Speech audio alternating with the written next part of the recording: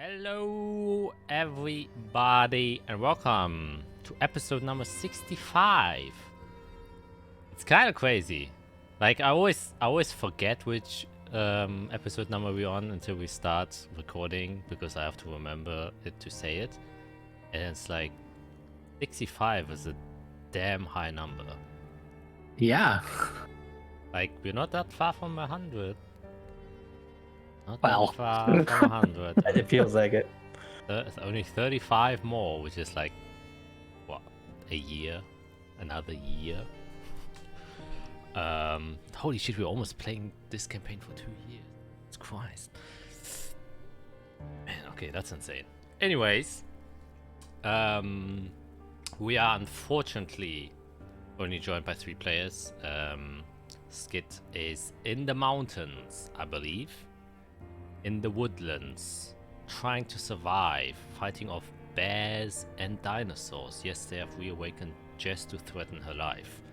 Exactly, she is living a real D&D campaign in real life, and we hope that she survives and comes back with a bunch of loot and dinosaur bones to gift us. A 16, maybe it will come true. Anyways, we will keep on rocking with these 3 people here. Yeah, not much else to say other than the question of the day. I really should put more thought into that before I start. I guess. Well, let's. No, I think I want to make it a little bit more chill. Since you have already been kind of talking about it, what do you guys think you will get, if anything, for killing the huntsman?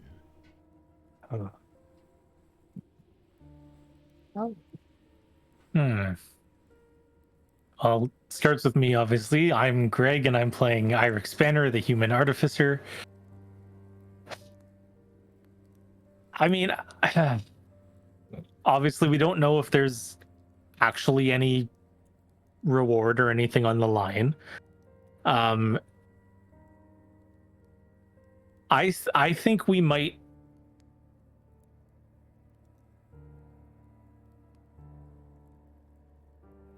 We might get recognition in the way of, like, our name is going to get spread around saying, hey, they took care of the huntsman. Maybe not get any, like, tangible material, or monetary gains, but I think this is going to be like, hey, did you hear about this group? They did this thing, And then everywhere we go from now on is going to be like, oh, yeah, the huntsman. Interesting. Okay. Hello, I'm Matt. I'm playing Hiera, the Cordo wizard, who had 1 spell last fight. Yeah, socially for sure, I think our name's gonna get out regardless. Especially in the higher circles. Maybe less in the general public, but definitely people who know about higher demons and know the threats, and our name's gonna get out there. Or at least Jade's will. Somebody's gonna be like, yeah, this paladin cast smite and the demon exploded. Got cut in half. Like, they probably think she's a light bearer.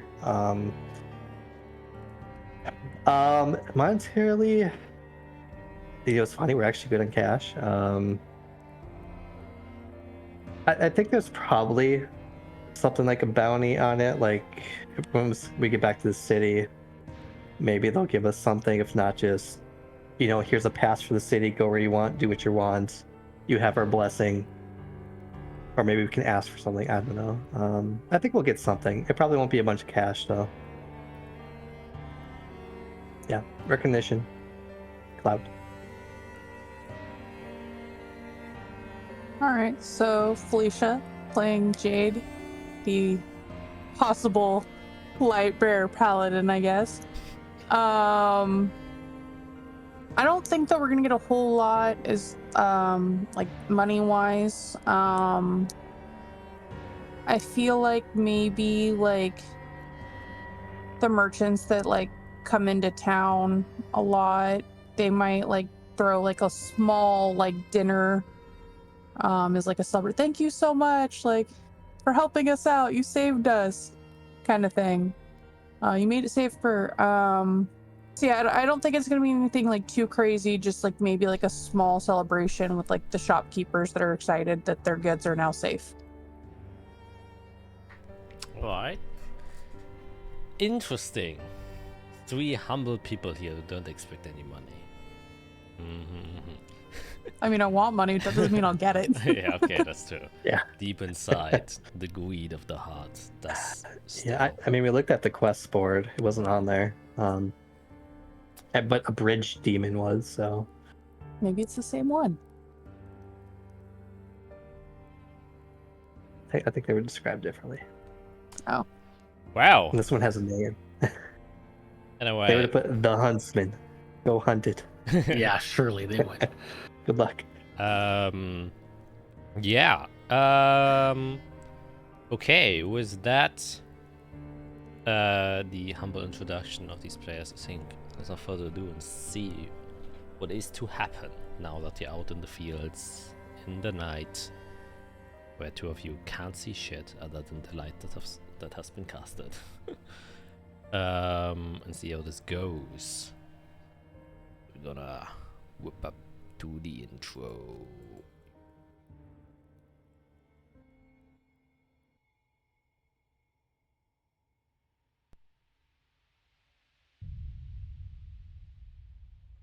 Our Messiah has ventured back, but the seeds have been planted, and we have all the necessary tools to finally continue our preparations, Your Holiness. So he has disappeared. How unfortunate. His contribution to our faith was quite useful. Then we shall proceed with our next step. The words of the Dead Sea Scrolls will us to embrace the chaos and the pools of blood that will be spilled as a result of it. Our next goal is hidden, but we shall find it.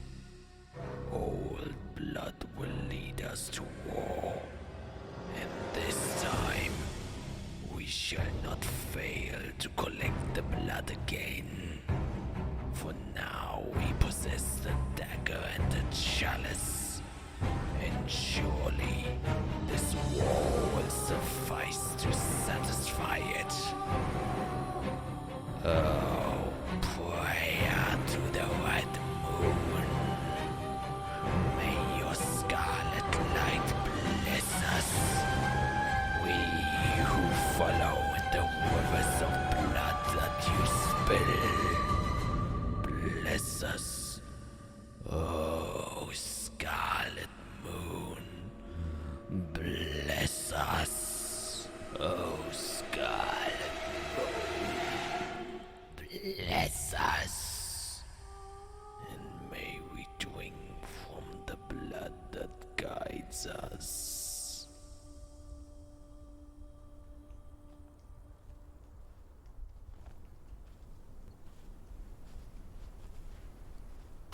Okay, and time for a quick recap. As you guys were spending your time in Delos Solis, you wish to help the people that live there, which is why you took it upon yourself to do some of their tasks after then investigating the local task board at the southern barracks. You had a variety of options that you could choose from, and you decided to opt for one of the options, which was to retrieve some lost cargo after the merchants who were responsible for transporting it were assaulted by a demon. As such, you then went out, while Israel stayed behind as she got notice that her father was in town and wanted to speak with her. You went out successfully, managed to take care of said demon, however would then also encounter the now referred to as Huntsman demon, who was responsible for killing Arya before.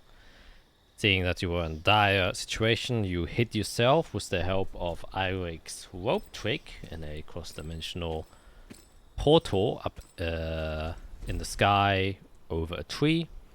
And Fiera, you contacted a few people in order to gain some help with the sending spell, which were Isorel and the scout leader of the barracks, who then told you to kind of sit tight. And after Isorel kind of got informed, she went to the lieutenant who was already prepping to leave, and she would go with the help of an archdruid to a close by tree that is at the northern perimeter of the Servalon Great Woods, which is kind of vaguely where it was said that they were going to be.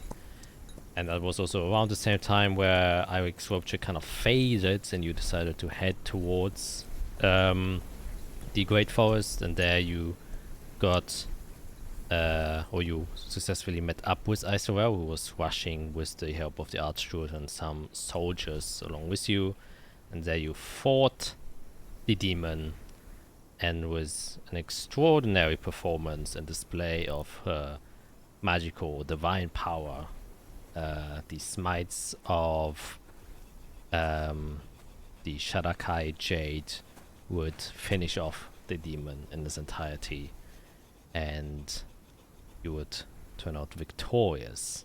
I see someone had a bit of time to write a descriptor of the current state of the Huntsman demon. Yeah, and so that is where we begin. You can see that Jarvan, who was for the most part in this combat turned into his fiery elemental form, kind of returned back to his humanoid shape as a wood elf with this kind of very tattered black hair and also a beard, uncommon for an elf, who kind of looks quite impressed at you, Jade, after you dealt the finishing blow, and said, "Ah, you have a mighty swing with that blade there. You were great help, definitely. Would have been a lot more difficult without it." Glad I could help. Well, I think I was more helping and you were doing the actual killing, so glad I could Yeah, help. talking about being a lot harder without something. We definitely wouldn't have survived if you guys didn't show up. Yes, it was quite a predicament. This fell demon here has been kind of plaguing our borders for quite some time now. So I'm glad we could take care of it. Not our first run-in as well. Yes, this demon has been, well, the end for a lot of people. To the point where we had to take it off the quest board because many adventurers who tried to take care of it unfortunately met their demise. And so, kind of tasked the military itself to kind of quench it, which is why we gave it the name the Huntsman, since it seemingly likes to hunt a lot. Speaking of which, you mentioned burning bodies. There's a group of traveling mercenaries just up above. Should we take care of them? No, Quickly? you can take a rest. I'll tell my men to do that. And he kind of gestures to the three guards who didn't do much this entire fight. And she just kind of waits off to do that, and they kind of like, Oh, and make sure to take the tree off the road. and they're like, tree? Oh, all right. And they just kind of doozy up north. And Jarvan kind of walks towards you all and sees that you're all... Well, is anyone heavily wounded? I don't think so. Not heavily after the healing I got. So. Yeah, I'm not like super. I just like 10. Which Yeah, isn't bad. I'm healed right back up. Yeah. Just takes a moment to look at that. There were no casualties. Well, there's one casualty. Oh yeah, I didn't see him. He kind of walks towards. Well, I was like, didn't someone die? And I just. Oh god, is her body like in the human? Oh, So we've never killed a demon that big. What happens to the corpse? He kind of looks to it, and you all look to it, and you can see, just like every other demon, it like liquefies and turns into this blackish goop that kind of then seeps down into a big puddle. And he says, well, can either take care of it with some immense magical abilities. Mainly heat is one of the things that can somewhat get rid of the blight, or at least reduce its effect for the most part. But usually when the high storm passes through, it takes care of all blight spots. Right. Yeah, this fellow did survive a number of high storms, it seems. Yes, at least 2 as far as I'm concerned. But I think this puddle here, since it's also in the open, will be taken care of the next high storm. I do not possess the ability to get rid of it myself. It requires a bit of higher level magic that I am capable of. Do other demons... Can other demons come and absorb the goo after one has died? I don't know actually. It's rarely observed that the goo of another demon would be taken in, so I don't see any reason why that not be the case. I mean, demons are still very misunderstood, or we don't understand much about them in any way, shape, or form. How long do you have your cannon out, Eric? It was shooting fire, right? It was shooting fire. It's up for an hour. Can you just like leave it on like low burn for a while and like a sprinkler, but like shoots fire instead of water? I mean, I could just constantly fire it off, yeah. Is it an hour? Am I being stupid? Hang on. I think so. No. Said last time. Yeah, an hour. Yeah, I mean, I could just go around literally flamethrowering. Yeah, kind of. Do you do that? Yeah. Just kind of put your turret there and then just go.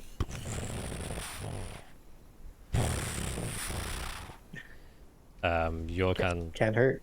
make either perception or investigation check if you are investigating the goop while this is happening, I guess. 100%, yeah. Yeah, I guess. Jade's exhausted. She's just gonna sit. Yeah, Yeah, you take a break. We'll take care of this. You take a break. Like getting the sweat after eyebrow. Like we got this. Yeah. You did a good job. Yeah, like you don't see much. It's like kind of, the fire's covering the surface and going back. You don't. Yeah, the flame. Yeah, it's a bit too hot for your eyes, and you just kind of step back. It's too bright. It's also dark. You're also tired. Fia was great interest. You look at it, and kind of investigating like the surface of this blight. It's like a little bit bubbly and tarry, almost like a swamp. And occasionally, like these small bubbles kind of burst, and you can see small bits of almost like either dust or like mist escape these bubbles, as a bit of blight also escapes into the air, kind of affecting the surroundings. I guess. I mean, we're looking at it for a while. Probably could I use like detect magic and see if blight usually disrupts magic? Is it lessening? Is it like spreading as we burn it? Yeah, spores. Yeah, you use detect magic and keeping kind of that 20 investigation check. There definitely is like less magical presence where this gooey spot is.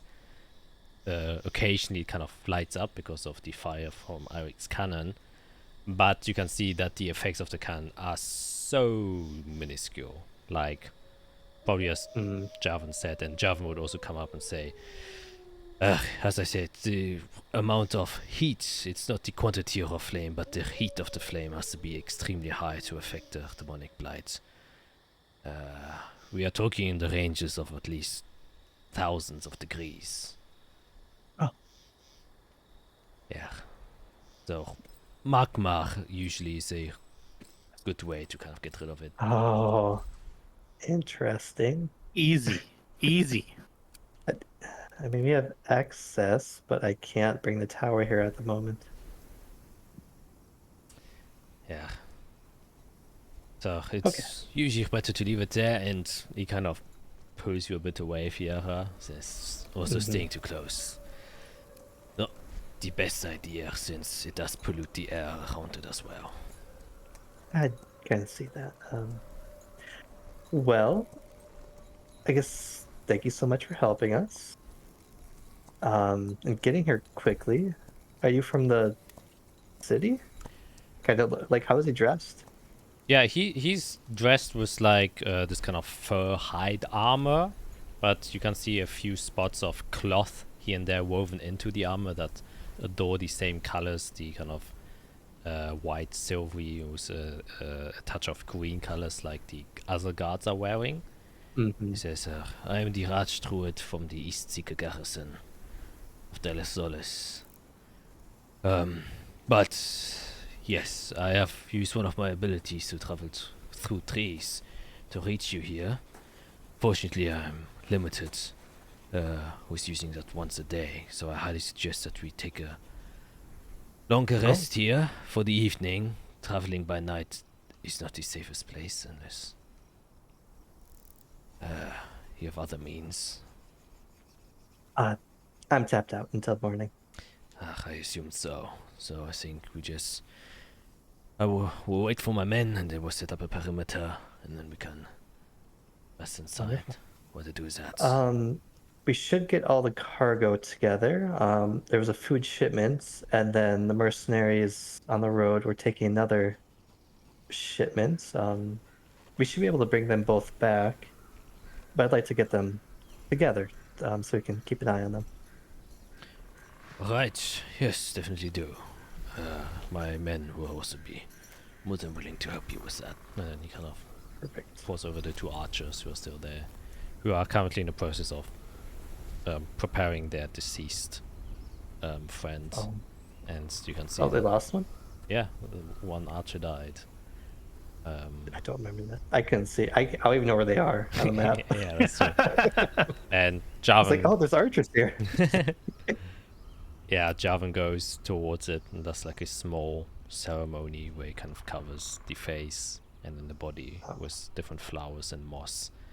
Then he kind of steps back and then ignites the body and burns it, as you do with someone. The two archers kind of just have a moment of silence, but it's not the first time that this has happened to them, and they just kind of embrace the fate and start helping you out. So Okay. I want to bring Jade over when we go get the merch and stuff, because you can see at night. I can't.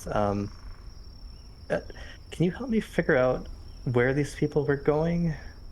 They said they had a shipment for a merchant in Overmere, but we need to figure out where to bring it. Yeah. Maybe help me check their pockets, see if they have like an order or something. I only got their name and then they died. Are there But they were torches attacked by still- demons, though, eh? Be careful. Well, there's guards over here. Yeah, I'm just saying. Are there torches still lit that were over there? Or did they go out when they like hit the ground or whatever? yeah, I think they would have gotten down. Plus, you run quite a bit away from them and got to where you met up with Isra, so they're a bit further away. So yeah, in that time, torches have kind of hushed up. I'm going to carry a light just like cantrip so we can see a little bit. Oh. Yeah, I'll go ahead and go over there with you. Okay, yeah, you can make an investigation check just to search for where the bodies are left. I'm gonna give myself guidance. That 20. Jeez. Jade's tired. I secretly brought you over as a bodyguard. Yeah, so you're kind of looking around. Jade, you don't see anything, even though you have dark vision, so it's kind of weird why you don't see it. But probably because Fiera, well, you still have like light casted, and you just kind of track the footprints, and you actually saw them. You find the cart quite easily, though it's heavily damaged. You can see that most of the crates that were there are torn, broken, something hit it. And there's a lot of like random stuff just broken and spread about that has been thrown through the blow that the cart has sustained. And you can see that there are different types of claws, broken glass, like small tools, pouches and stuff like that. You quickly gain the sense that this was like probably a transport for like a general goods store, stuff like that, because you just see a random assortment of items. As you kind of get in front of the cart, you can see just a big splatter on the cart with only but a hand dangling from one end, as it was completely decimated from one of the blows that the demon probably took it out with. Gross.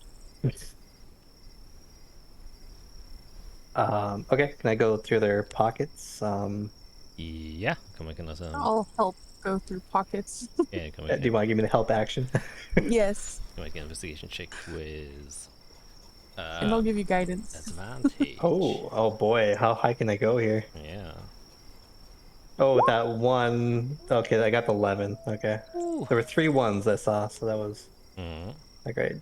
D4. Uh, Oh my god. Okay. That's fine. 21's fine. Okay. Yeah, you kind of go rummaging through, or well, you try to find the pockets of that what is left of the body. Yeah, but it's up with bodies. And I'm probably got more mage hand than touch it myself, so. yeah.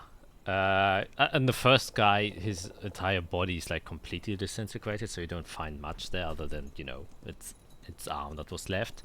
And so you go try and find another one where you kind of step out, where you remembered, where you somewhat saw them. And they do see that kind of half, or like there's a body lying there, but its entire stomach area is just a big hole that's loose, that it's lost where something went through it. Its both arms still kind of loosely attached there, but it seems like he still has his pants, which is good because he might still have some things there. Going through there, you find a small locket with a family picture inside of it. There seem to be 2 small daughters, a elven woman who's wearing a nice dress, and then a man that is dressed in kind of like a bow tie and a suit. And then you can see that on the left side, you can just see it like inscribed in elven. It says precious. Oh, I'll take it and wonder if I should message her or not. You also find on him 15 gold in a small pouch. How does Spira feel about that? We should give it to the family. As you are like looking over my shoulder. Good And idea? Perfect. Yes. you also see a small letter that's where kind of the goods have been written on, just, you know, a random assortment of different goods, of cloths, glass vials of different sizes, tools, clothing, and stuff, where it says from Del Solis to Zelinon. Oh, I don't think that rings. Does that ring a bell? I don't think that rings a bell. You make a history check. Your schmat one.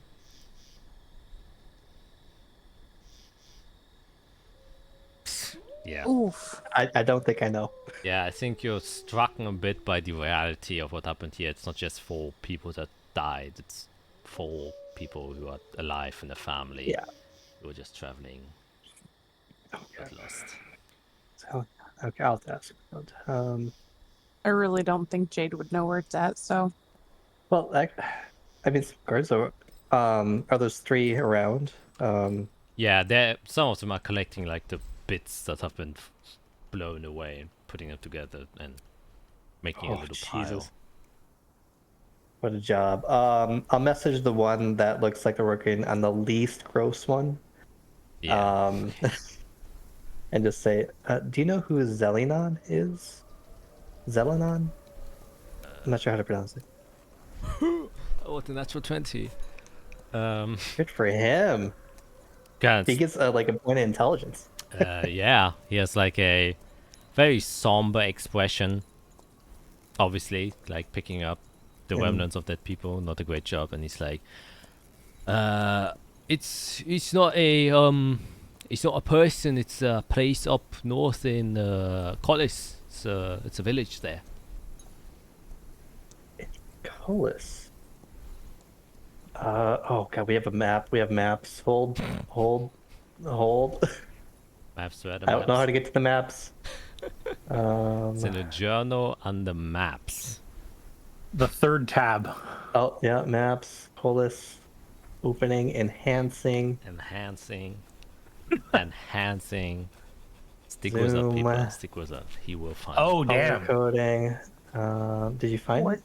Oh, Yep. selling. Oh, with an S. Okay. That it is sounded like you said far. Z. That is far. Oh, going to teleport map. Hold. And Cross-referencing. We're in a lab now. No chance. No. That's in the snow. Oh boy. Oh No boy. way. Okay. I don't know how we would get. It came from De La Salis. Boy, I mean, we can't do that. I thought it would be to Overmere. It's not be able to- That is a long way to take goods Last by mile. cart. We Why could. do they need these supplies? Okay, Fiera starts like, okay, general supplies going miles through very dangerous territory. Something has to click. Detect I, magic like- again, and I'm digging it. Okay. What's in here? What is this? What's under here? Okay, you can make another investigation check. Guidance. Thank you. Oh boy, are we gonna get 30? 8. Give me a 30. Oh, 31. Let what me- the fuck? Just for this, I'll throw on a flash of genius to you. Jesus Christ. As I'm clearing out the junk around you. You know, like I recommend this. Get out of the way. yeah, I'm taking inventory of all the tools and stuff that come out, and Yeah. Okay. Going through the entire stuff, Mhm. you can once again just find the usual goods, and you can verify them with the list that you have found of the goods that are there, and that's all you find. And as you're going through deeper, you manage to find it seems to be like a little case. And as you take it and you look inside of it, there is what seems to be a wedding ring inside. Interesting. How nice of a ring. Not that nice, actually. It's like a wedding ring that you would see on a commoner that would be wearing it. And as you're kind of going through it, you can see that there's a little letter inside that you kind of take in, and there's a little letter that says, "I have saved up so we can move away from here and be in a safer place. Just wait 2 more days." Would it take 2 days to get there by foot? No. no. That's way No, too it far. would take weeks, right? Weeks, way too more. By the time it arrive, oh my, huh. Were there obviously the travelers? Whoever was in this group traveling, somebody was. Could two of them have been involved, and then one was going to surprise the other? And there's no magic, right? It's just a Nope. It's just ring. It seems like a wedding ring where there's Uh, don't even queen. Could I send the people I've seen in like a photograph? Yeah, definitely a visual is more than enough to kind of make the connection. Okay, because it might be for no. Well, they have kids, but you don't always get married before kids. I feel like in D&D world they probably would. Oh god, we got mystery. I don't care about anything else now. Is there any engraving or anything on the ring itself?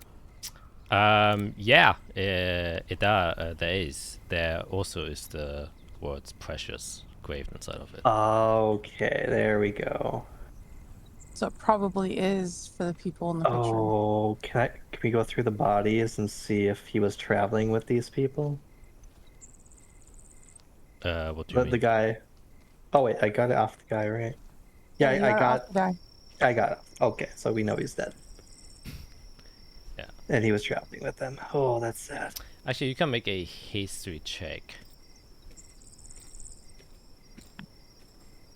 Oh boy, I've been rolling. That was my good roll. I've had Guidance. 18. Let's do to 20. There we go. 20. Okay. There are stricter rules considering marriage in colors when it comes to a few different races. And usually there are certain requirements you have to make and have to do like a bunch of paperwork in order to, officially get married there. And so a lot of people actually move just to Azathia to marry here. Because the laws in Azathia are a little bit more lax concerning. From the photo, are they both humans? I know one of them was the woman was an elfin woman. Okay, so marrying an elf with a human is more taboo in Colus. Yeah. Or it's stricter. Yeah. So maybe the woman was traveling to meet him. Right. And that's where the 2 days came from. Wait 2 more days. To move away from here and be a safer place. Interesting. Oh, that's so many questions. I bet Why is it Jack did bringing not up- expect us to be this engrossed in this ring. Well, I'm wondering, so maybe they came here, got married, had their kids, and maybe she passed away. Or maybe something else happened. Do I recognize the woman at all? We can keep that same history check.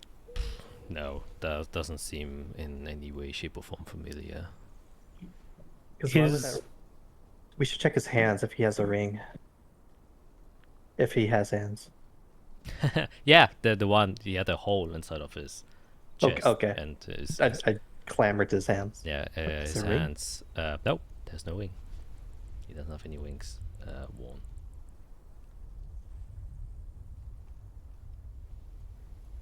Can you? I was just going to say, Oh, go ahead. is Izrael still with us? Yeah, she is currently resting because she wants to change her spells Very tired. and taking care of Because boning. Sorry? And taking care of boning the stuff with the fireball. Oh, yeah. The bodies, yeah. Because I was going to say, why don't we could ask her if she maybe recognizes them? If they came from... A nobility? Or another city? Or just from her time spent in De La Solis, I don't know if maybe she saw them. I don't know. Yeah, I'll cast a message and ask her to come over and look at the picture. Okay, yeah. Before I do that, Eirik, roll a wisdom saving throw.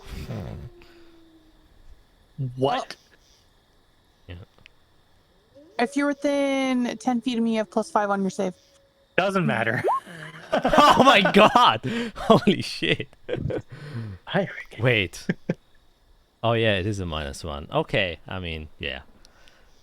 Nothing happens to you, don't worry. You can see you all wait a bit. And then I think she was the highest passive perception. I think you, Jade.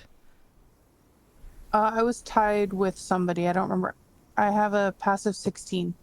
Me too. Yeah, but you have like, do you have 120-foot dark vision? Or only 60. I know. 60. Oh shit. Okay, deep gnomes get 120. That's why I was wondering if should I get that too. Well, I had it before I took away I changed my Invocation. my Invocation. yeah.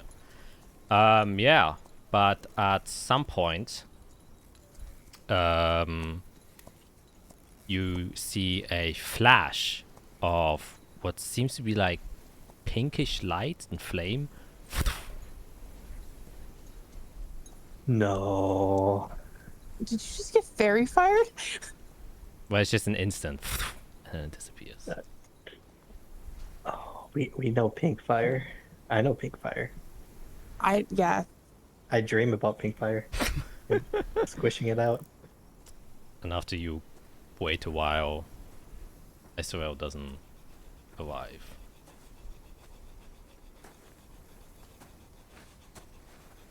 I just look at Fear and Ire. Did you see the pink fire?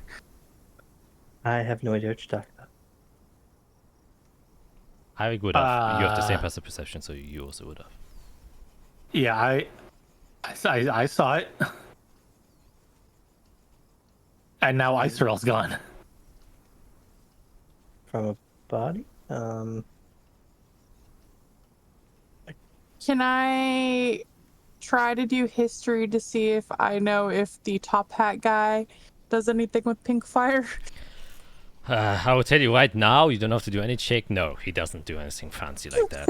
The only fancy thing he has is his top hat. And that's as fancy as it gets.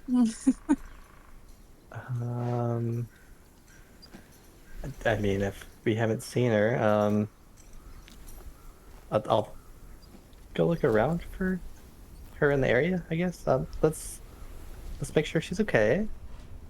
I'm gonna pick up a rock and use my magical tinkering, and I'm gonna create the visual effect of the flame that I saw, so Fiora can see what we saw. Okay. Yeah, do that. Does that remind me of the day that we walked into a pink fireball? Yeah. I mean, that's the first thing that comes to mind. Actually, Oh, I forgot about that. That's a long time ago. Yeah, I never got his name. I never got what it looks like. I forgot all about that. That was so long ago. actually make a what's it called? I think you can make a history check and a performance check to see how well you replicate the Can I do flame. guidance on both of those? Sure, sure. History and performance. And then you get Wow. a D4 for both of those. Dope.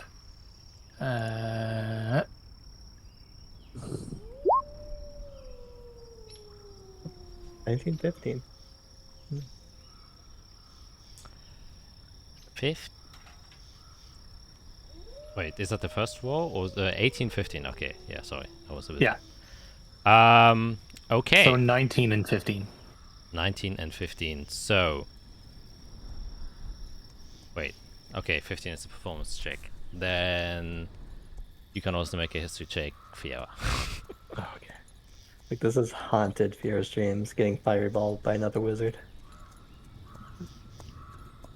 Never feels good. 14. 14. There are 2 instances where pink were noteworthy and where you have acquired it before.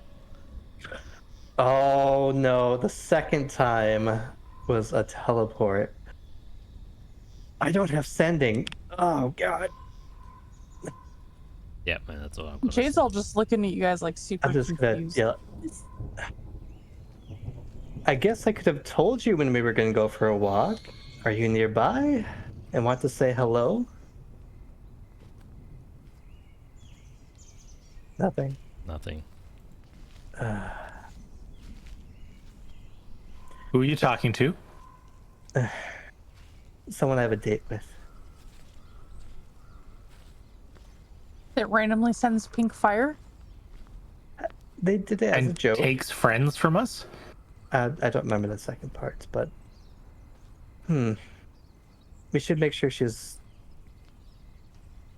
Let's look around first, just in case.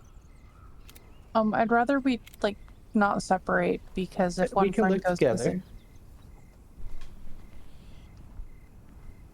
Yeah, let's look around together then. In What are case we she- looking for? Her? Teleportation. Sign? I don't know. High level teleportation doesn't leave much behind. Does she doesn't have straight teleport, does she? No. Well, she So knows someone- retreats. But that's not her color. No.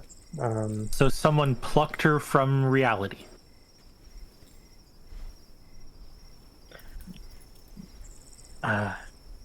I'm just gonna start going in the direction of where I saw the pink light or the pink flame. Okay. Anyone looking around can make an investigation check. Giving myself guidance. Oh my god. Holy shit. We need to go to bed. Nope. Late, it's dark. Yeah, Jade's really tired. Um. I need cast sending to so many people.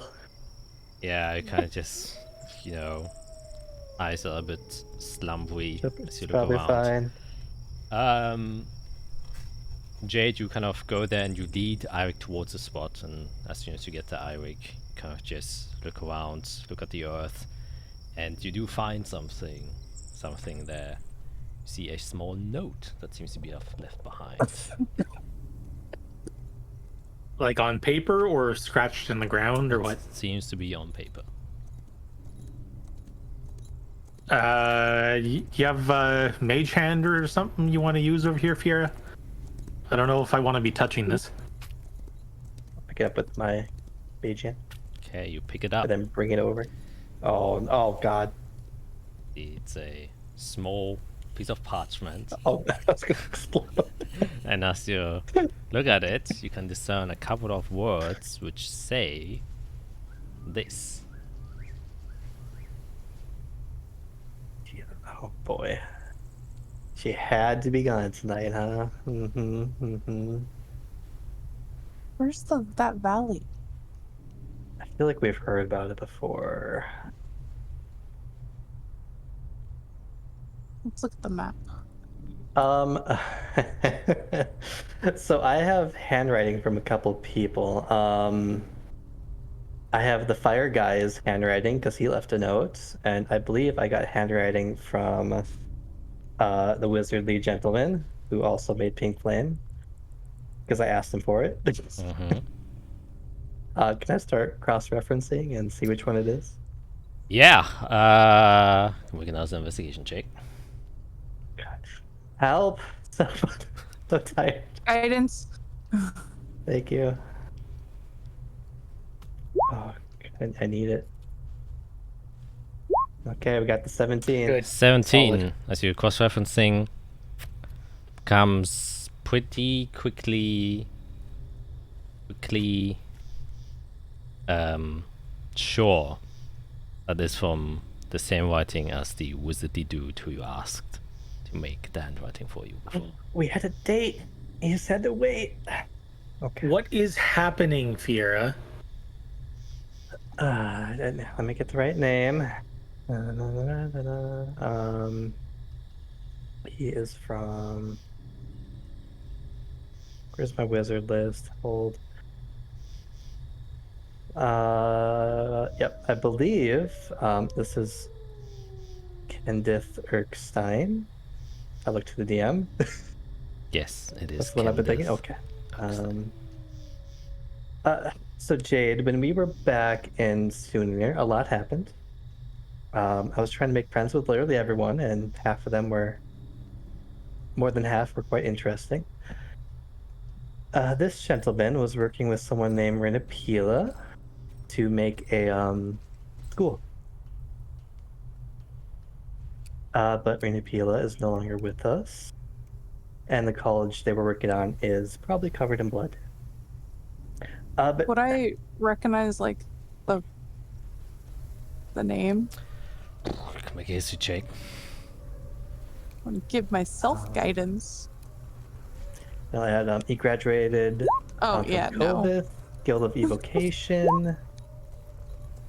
Jade needs to sleep. We all need to sleep. We just fought a demon. What else do I have? Yeah, we were trying to figure out where she was, and then contacted him, and then he teleported and talked to us. Interesting person, hiding much, but he's a wizard, so I got interested. And recently I asked him for, a little bit of a talk, get together, see what he's up to. We can talk about what we're up to, because he's been watching us. Probably watching us right now. See invisibility. We have to look at something real quick.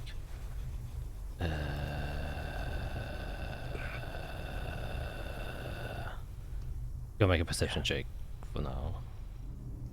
Yeah, funny enough, the tower's protected from divination, but we aren't, because I'm looking at that spell yet. Dang. I think I have. I'll use my last flash of genius on this because I'm really looking around right now, paranoid. Guidance. Yeah, you. Jade's just like, this is what I can do to help. 22, you look around, and as you kind of look behind yourself, indeed you're seeing floating there is a small, glowing, pinkish orb that are soon. Pink orb. That's then slowly Pink orb. fades It's away. gone. This guy, did he fireball us? Oh man. Because it was an invisible orb. He didn't have to make it pink.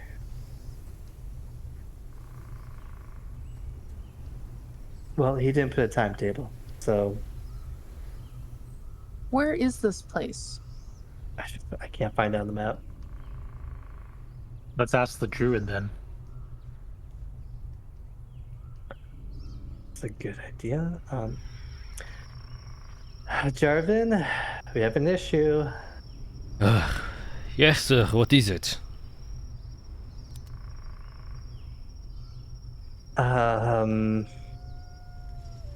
We have to go. Azrael's been taken by someone. I don't want to say their name out loud. But we need to go to the I showed him a note. Here. I don't know how to pronounce this place. The Corian Valley. Let's see if he knows. Yes. Right. It's in the northern parts of Azathia. He kind of goes through his inventory and says, right. And then he takes out another piece of parchment and kind of unrolls it, and seems to be like a map, but seems to be a more regional map of Azathia, and he kind of hands it over to you guys. Ooh. Mine. Which looks like this. Oh boy. Oh, that's different. Oh. Okay, so it's right there. And he points towards Almir's thing. the northern part. Oh, this has Keldorn too. That's good. Where's the valley on here?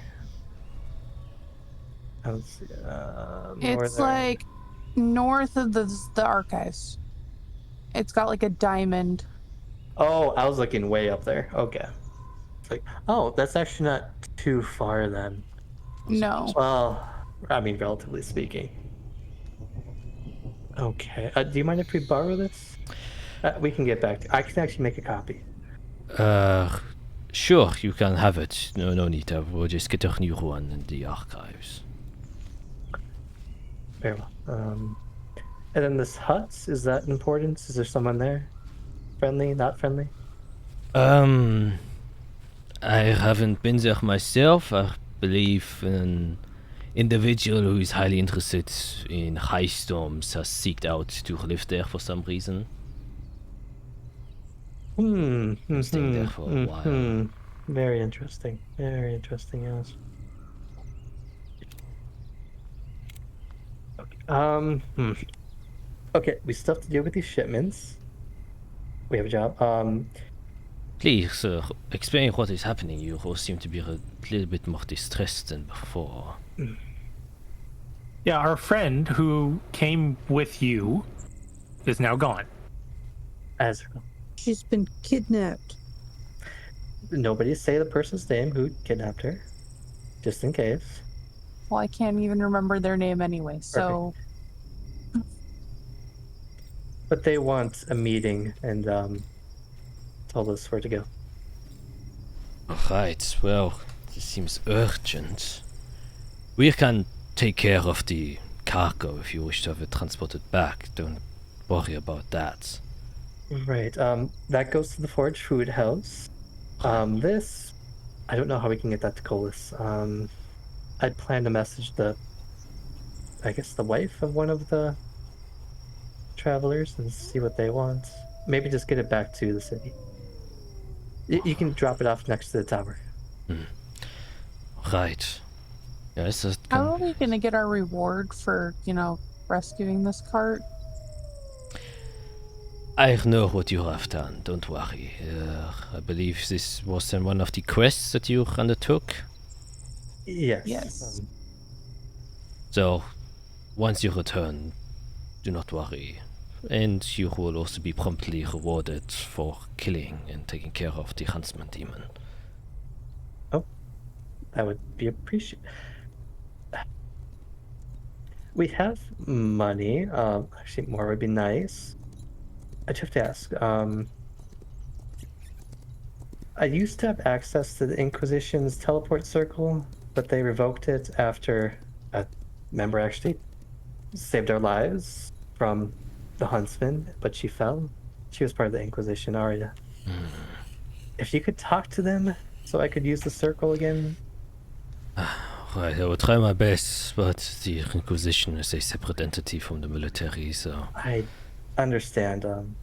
I assume they want allies, and I'd love a meeting if they would allow it. I will try and talk with one of the higher ups, and maybe I can arrange a meeting that you can have with them. But more than that, unfortunately, I cannot promise. Well, we're the Fate Weavers, so it's nice to make friends. And I think we're good friends to have. Most definitely. I will see what I can do. Thank you. Okay, I need a nap. And yeah, Javan kind of just was back as soldiers. They have, for the most part, collected all of the goods that are retrievable, burned the corpses, and have set up a minor camp for the night. And they are also kind of taking the duty of taking watch, since that is literally their job. Yeah. So you all kind of go to your slumber slash meditative state. Kind of relieve yourselves to a bit of rest after the very chaotic few hours that you have all kind of went through. The long pass goes by uneventfully. None of the guards seem to have noticed anything or alarmed you. and you wake up at the crack of dawn. As probably the sunlight itself is responsible for waking you up, and you can see the astral vestige in all its glory starting to appear as the warm sun rays of the sun starts hitting your skin, and light reappears, and you all now can see kind of the landscape of tall grass around you getting taller as it goes into the distance. And yeah, you can see Jarvan already kind of preparing himself, and his men continue their journey backwards. So, since I have space for it, and the annoyance of being in the dark last night, I'll recreate my Goggles of Night infusion. So I'll get my dark vision back now. Here, do you attune to the power, Pearl of Power? I will, unless you want it back. No, like you can hang on to it. Okay, I definitely do. It would help a lot. So yeah, I'm trying to figure out what spells to prepare. Oh, Iric, can you make diamond dust? If I have diamonds? I think that's something we talked about doing once. I don't know if I have the right hammers to be able to do that. Diamonds are hard to break down. I know. So I have a spell now called non-detection to prevent divination for a few hours. I don't know if we should do that though. I'm assuming we got the long rest in. It's also a lot of spell slots. Also, I kind of want to be friends, but he kidnapped by Azrael. Oh boy. No, you don't become friends with someone who kidnaps somebody. We had a date. I was gonna buy wine. Anyways, I have to prepare spells. I have no idea what to prepare. I don't either. Guess probably not that. Do we think we'll need Gustulu today?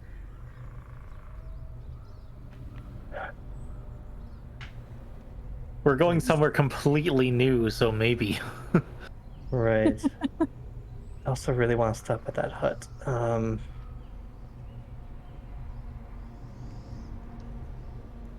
need that, don't need that, don't need that. Boy. Probably need counter spell. Why don't I ever use this spell? I realized I have a spell that gives me an extra d4 radiant damage on a hit every time I deal damage. Yeah. And if you hit like multiple times, like if you have a haste, that would add up. Yeah. Okay, so where are we on the map? I was just gonna ask that. I think I know. We're about right here. Why am I using white? That doesn't work. I will just put in our global token of Arya. Who's our guide? Sure. You're around here, actually. Oh, I thought we were. Oh, edge of the forest. Yeah. So we need to go straight north. It looks like is that a couple days to Stormseeker Hut? Yep. It's around 3 Oh boy. days. This is a long travel. And then another 2. Yeah. Over a hill. Over a very tall hill, possibly. Oh well. Okay, so it's like 3 days till the valley and 2 days to the hut. okay, so maybe a day. But yeah, okay. It's still quite a way, so probably don't have to prepare everything today. Just basics. I should probably bring the tower. Yeah, I guess we won't be able to teleport back unless I go to the Inquisition. So hope they're ready for that. While we're planning, I'm going to cast Aid at 3rd level. So everybody, each target's hit point maximum and current hit points increase by 5 for the duration. When you cast a spell using spell slot of 3rd level or higher, so you get Your maximum HP or hit points or whatever increases by 10 Whoa, Sweet. for 8 hours. that is big. But hold up, Can any? the new rule is Oh, it'd be 20. gets doubled. Oh, that is a Alright. lot more. I'm in the hundreds. Oh my god! So, like, Congrats! the wizard's in the hundreds. Same here. I mean, if Makes we this, really wanted to, I could double up on that. Because I've got aid too. Well, you can take the second half of the day. Because we're going to be traveling for a while.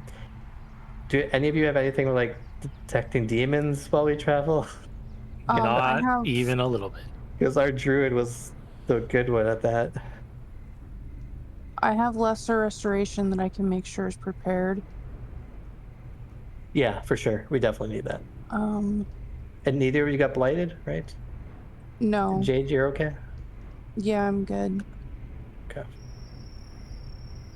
I gotta say though, I've been thinking about the idea of using this blight somehow for something, and I can only like. Not that I have any plan or whatever. I'm just saying, I feel like there's something we can do with it. If there was a way to harvest it. It doesn't like magic, so I can't really help you there. The only thing I have that I could do is protection from evil and good. But that's only one person that's protected. Before I forget, Arcane Aura 25 today. Oh ho ho ho! Getting close.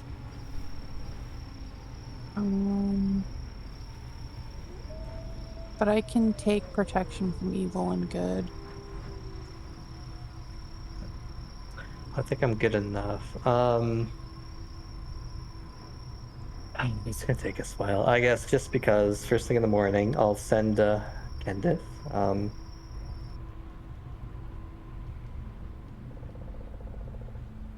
Good morning. I thought we had a date planned. It'll take a couple days. On the way. Mm-hmm.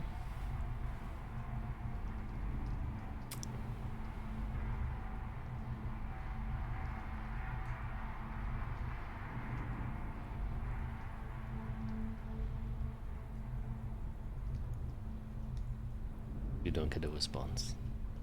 Ooh.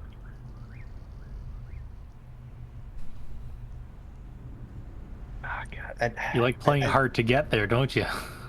I knew there was a mystery here, but I still haven't figured out what the root of it is. It could be two different things I've thought of, and I won't know until we talk to him, which is why I wanted to talk to him. He's playing hard to get. What is happening? Why all of a sudden I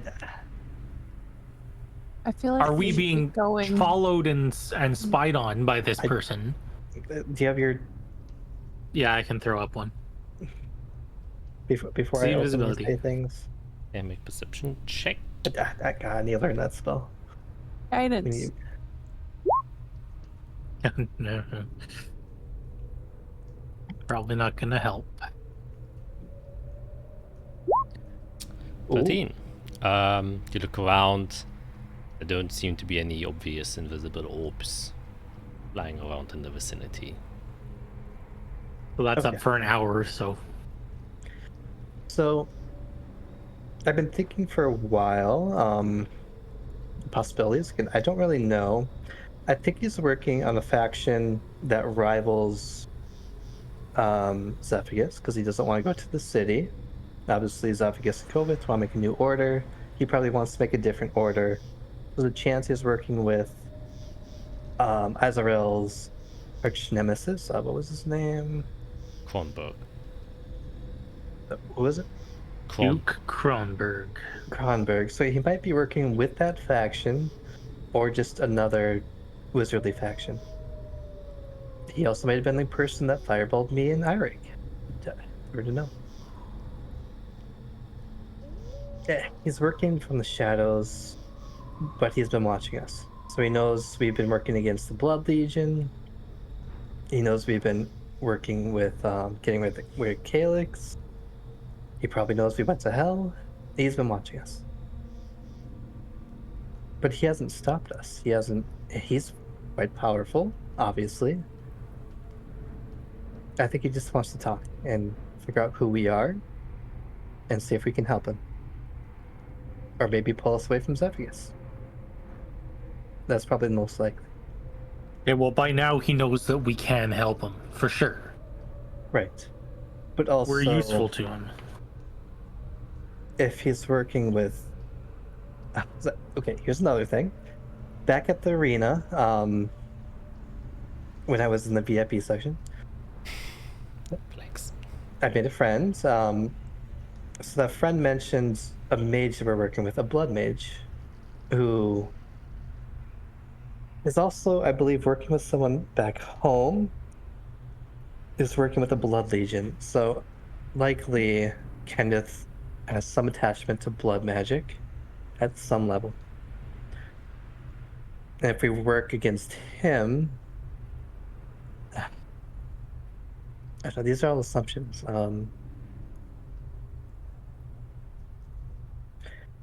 I just don't know what his plans are, but we're most likely working against them, and he wants us to stop. So we need to be ready for a fight.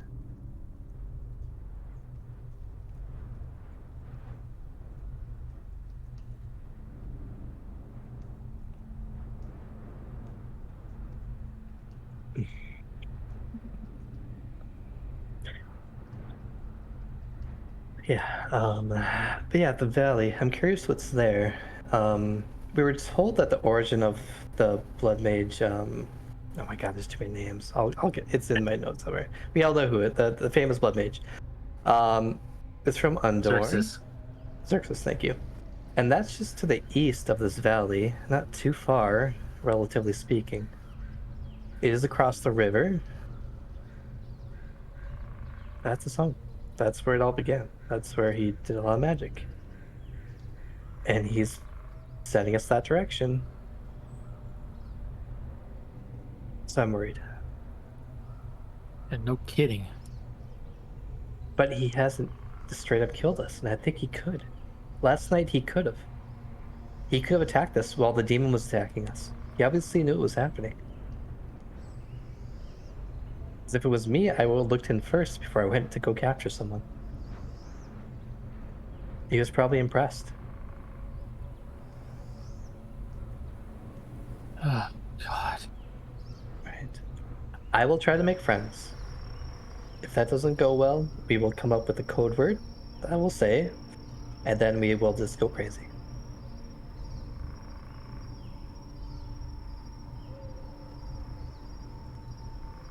For now, we have to go north. While they've been talking, I summoned my lovely camel. Gussie. Gussie. Gussie. Yeah, it's Gussie. It's not Gussulu anymore, it's Gussie. Gussie Thulu. Gussie Thulu. E. But first, we're going to go to this hut. Okay, so we should... Yeah, the mysterious hut in the middle of nowhere. Great. It says Storm Seeker, and I've been. Yeah, we have to. I can't not. I refuse. So if you don't want to carry anything, you can put it on good old Gussie here. I put my satchel on there. I'm not carrying that while I'm walking. Okay. I've never hiked this much in my life. I put my backpack on. Yeah. So while you all are kind of, packing everything and preparing yourself to leave, Jarvan has already prepped his men and acquired all of the things that you said he should take. And then he kind of bid you goodbyes, and he kind of assures you that, he will do his best to speak with the Inquisition and assure that, you get the promised reward for fulfilling the tasks that you have done. Or was that he kind of Now the slum know the plot of land I usually put the tower down. Yeah. If it's not there, as soon as it pops up, that means we're there. Yeah. And he then also starts to travel back to a tree, which he can use to traverse back. And you guys start to walk out into the island. So now we can use our new travel system. Oh wow, how convenient. Which is only based on if something is a short distance away, a far distance away, or very far away. And depending how far something is, a certain number of events can occur. And this is obviously a short distance. It's not too far. It's like 2 days of travel.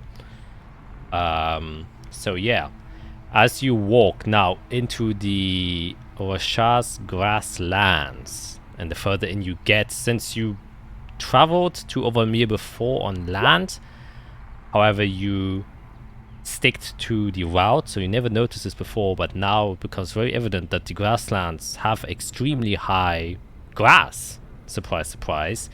And it makes traveling a little bit cumbersome. Oh, Jesus. As when you walk there, your vision is heavily obscured just by the amount of grass that is there.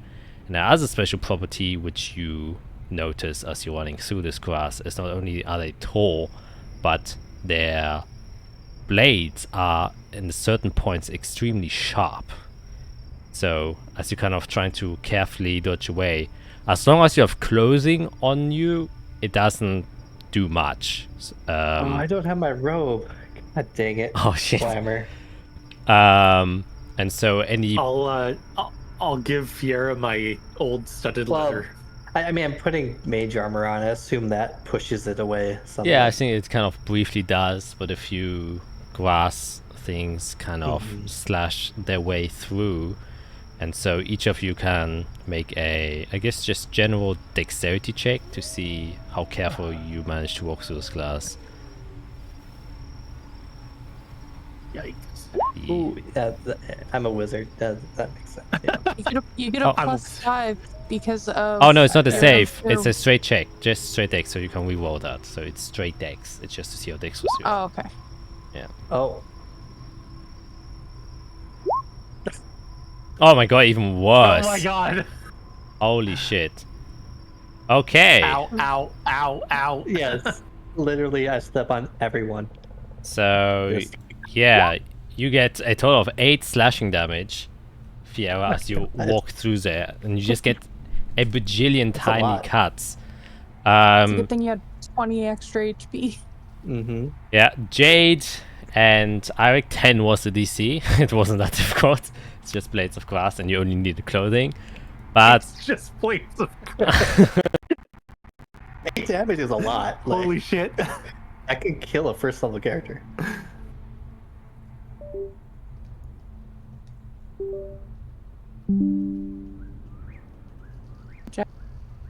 Okay. Ethan thought, my audio just cut out.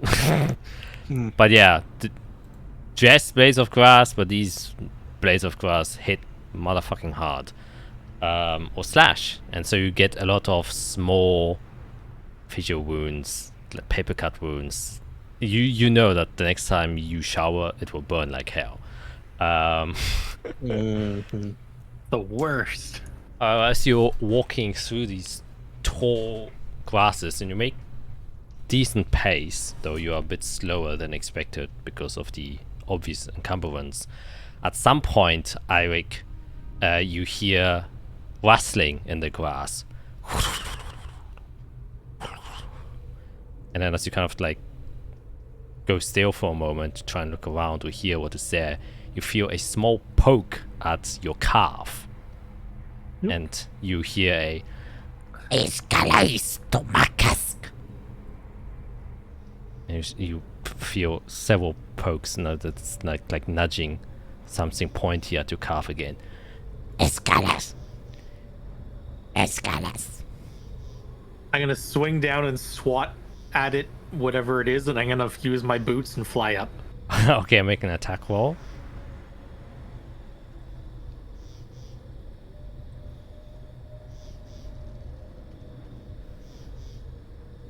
Plus anything? Is that basically an unarmed strike, right? I assume that would be so. you don't have an unarmed plus strike 5. option?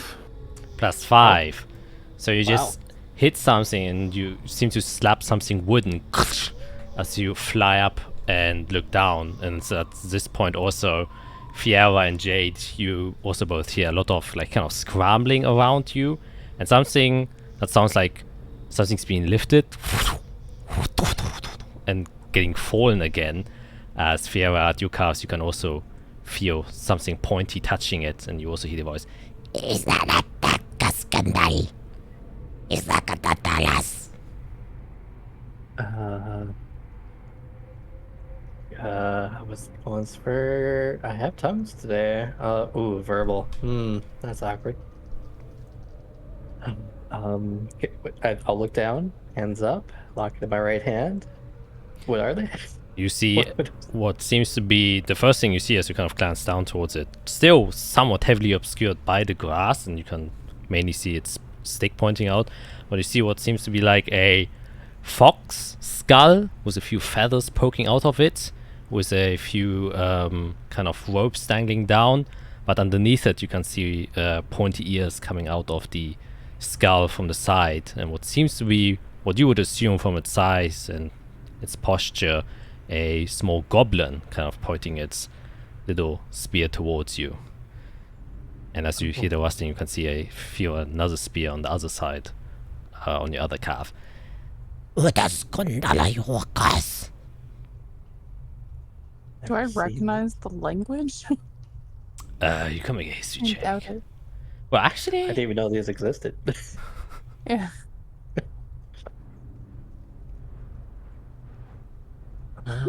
holy shit! Oh my! Yeah. You are a goblin. Yeah, it's definitely goblin what they're speaking, and the reason why you know is because in the underground, the reigning group or gang next to the what's it called again? Next to your faction's domain is led by goblins. So you have a lot of goblins in the underground of what's it called? In Zunania. So you have encountered goblins at several occasions and would have picked up a bit of their language. So I would even say with a natural 20, you would even recognize some of the words. And the ones you recognize is like, it kind of says, Human. Why here? Strange. seem to be talking to each other. And I think as soon as you fly up, you can see that the goblin goes a little bit ballistic. It's like, and then he quickly scrambles away into the grass and then kind of disappears out of sight. Do Do I know? Oh, sorry. Can I like try to non-aggressively cast a spell? I want to cast tongues, but obviously I don't want them to be aggressive. So can I like point to my mouth, then point to the locket, be like, words. Hang on a second, Vera. I Okay. kind of know what they're saying. Kind of.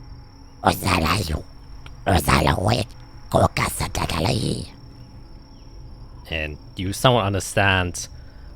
He kind of says, almost like in a demanding voice, Stop. Lightning, stop. Storm.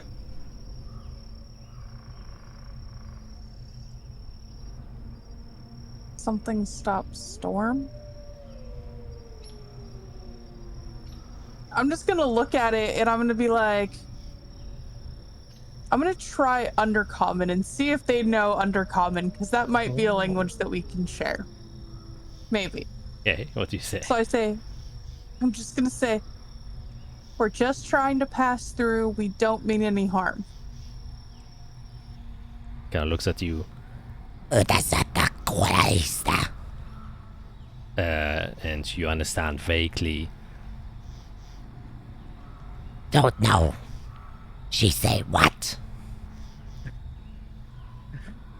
So then I'll try in what little I can, because since I'm not fluent in Goblin, I'm just gonna try to make out traveling mean no harm.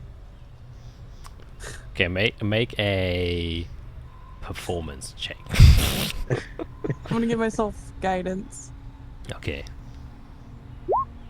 Sheesh! 24.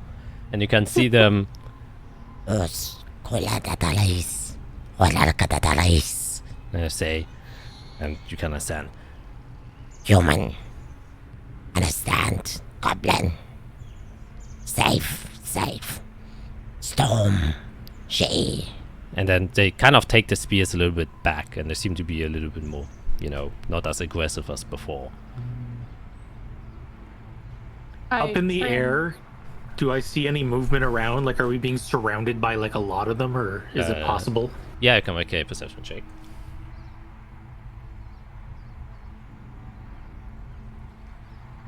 I'm gonna guess 20. Jesus Christ!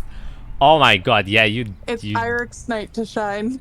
you needed that. Yeah, there are a bunch of goblins kind of around you guys, and they seem to have stalked you. And then with a natural 20, what you see is you can see at one point where there's a little bit less grass, out of the ground a small hatchet opens, and a goblin kind of jumps out of it, and then the hatchet closes that's again. Cool.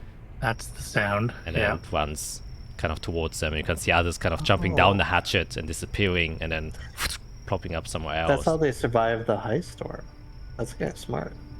It's like an anthill. Oh, and demons, because demons might miss it too. Wow, I'm impressed. I'm gonna share with Fiera what I'm able to translate. I'm gonna tell Fiera what I've been hearing. Something about a storm. And then I'm gonna try to tell the goblins going to the hut. Okay, they kind of like look at each other, and they're like,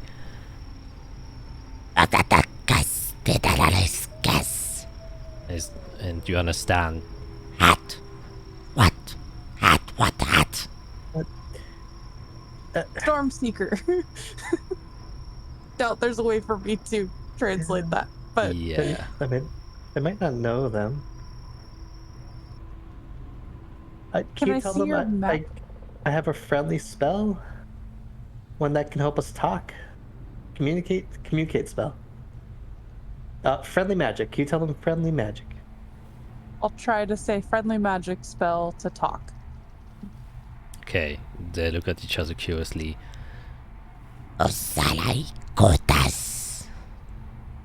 Make a persuasion check. With advantage, because you surprisingly speak some of the language.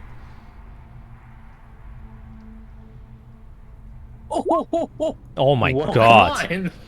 Against goblins? We're getting that funny? Jesus Christ. Man, Okay. like 3 nats right there. Yeah, the goblins Maybe I need to just start learning goblin.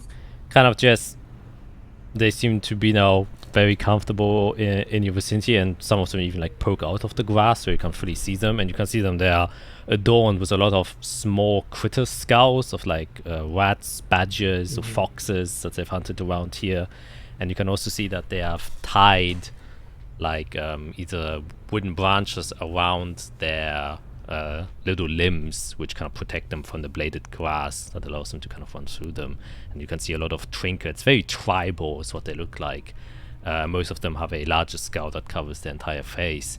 And you can see one of them has like a deer skull on top of his head with the antlers still kind of attached to it, who seems also a little bit larger, who seems to be somewhat of like a pack leader. Just kind of walks and stands in front of you, and then kind of just puts out both of his hands out like this, and you can see he has like tattoos that are kind of on his palm side. You don't really know what they mean, but he just seems to be standing there going like that, showing you his tattoos. That impressive. Yeah. I just give double thumbs up and I nod at Fiera. Okay. I'll actually go up to the leader then, and I guess ask for a hand. He kind of looks And at then- it. And then I kind of reach my hand toward his to like put it on top. he kind of goes like a bit away. It's like, was like, And I tell him it's okay. Olla kuskeltai. Isokotulla. and it's like, you understand. Hands empty. Friendly. Oh, my locket. And I Okay. translate hands empty, friendly.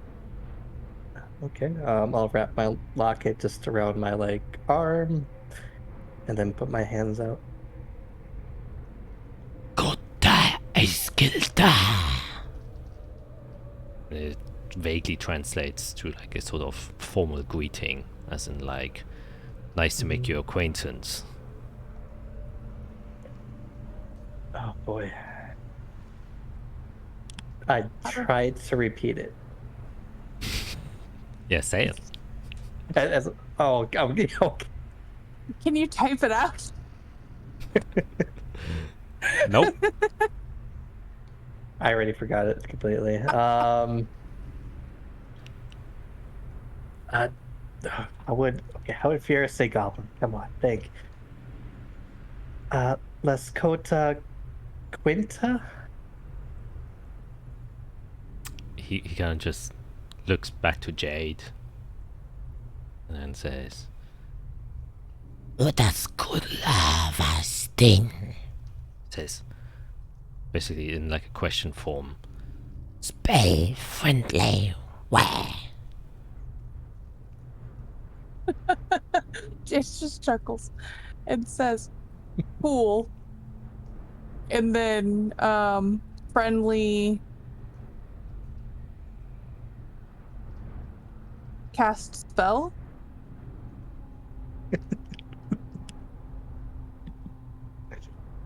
Osakavo talstikai.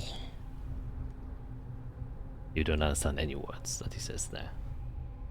What? The I limit just of look to your... Jade and be like, so in order for me to cast tongues, I need to touch him. And then, I can put it on myself, but it'd probably be easier if it's on him so we could all understand him. Well, I can kind of communicate. Kind of. Just let him know. I just need to like touch his hand, and he can speak all languages. I can give him a boon. How about that?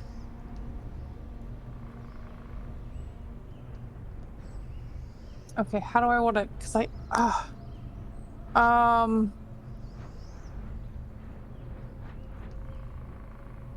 may my friend shake your hand.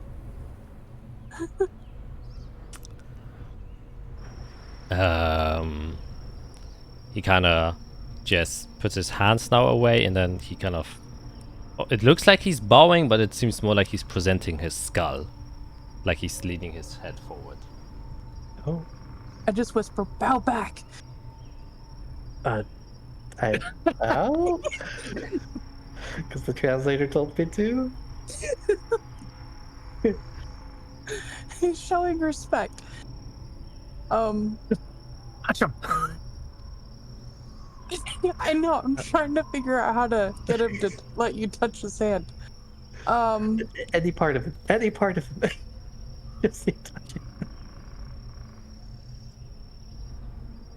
Can I... Wait, will the skull work? Probably. Can my friend touch your skull? I think So, you're... like looking up while bowing. Yeah, I think you're now reaching kind of the limits of like how much you can communicate in Goblin. So, can I touch your skull? I just say okay. touch, and then I go like this. He doesn't seem Very to good. be paying much attention. He's like kind of just bowed forward. Right. Well, as I like come up from the bow, I guess I'll start casting tongues very slowly, very kind of out in the open, very like, this isn't aggressive, this is kind of fun. Saying some magic words, and then I'll just like, I'm blessing someone, just tap his skull. Yeah, and as you kind of begin casting, you can see hear a lot of commotion, though you don't see much of it around you. A lot of like, Ulais As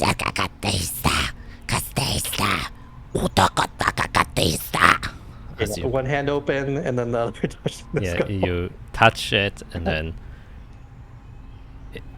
it affects him, and you can immediately hear him say, I have received a blessing. Thank you very much, human. You are most welcome. We mean no harm. We're friends. A blessing of words.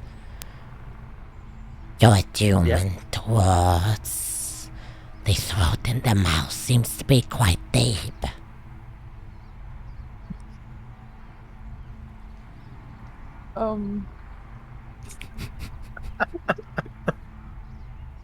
How do you respond to that? No,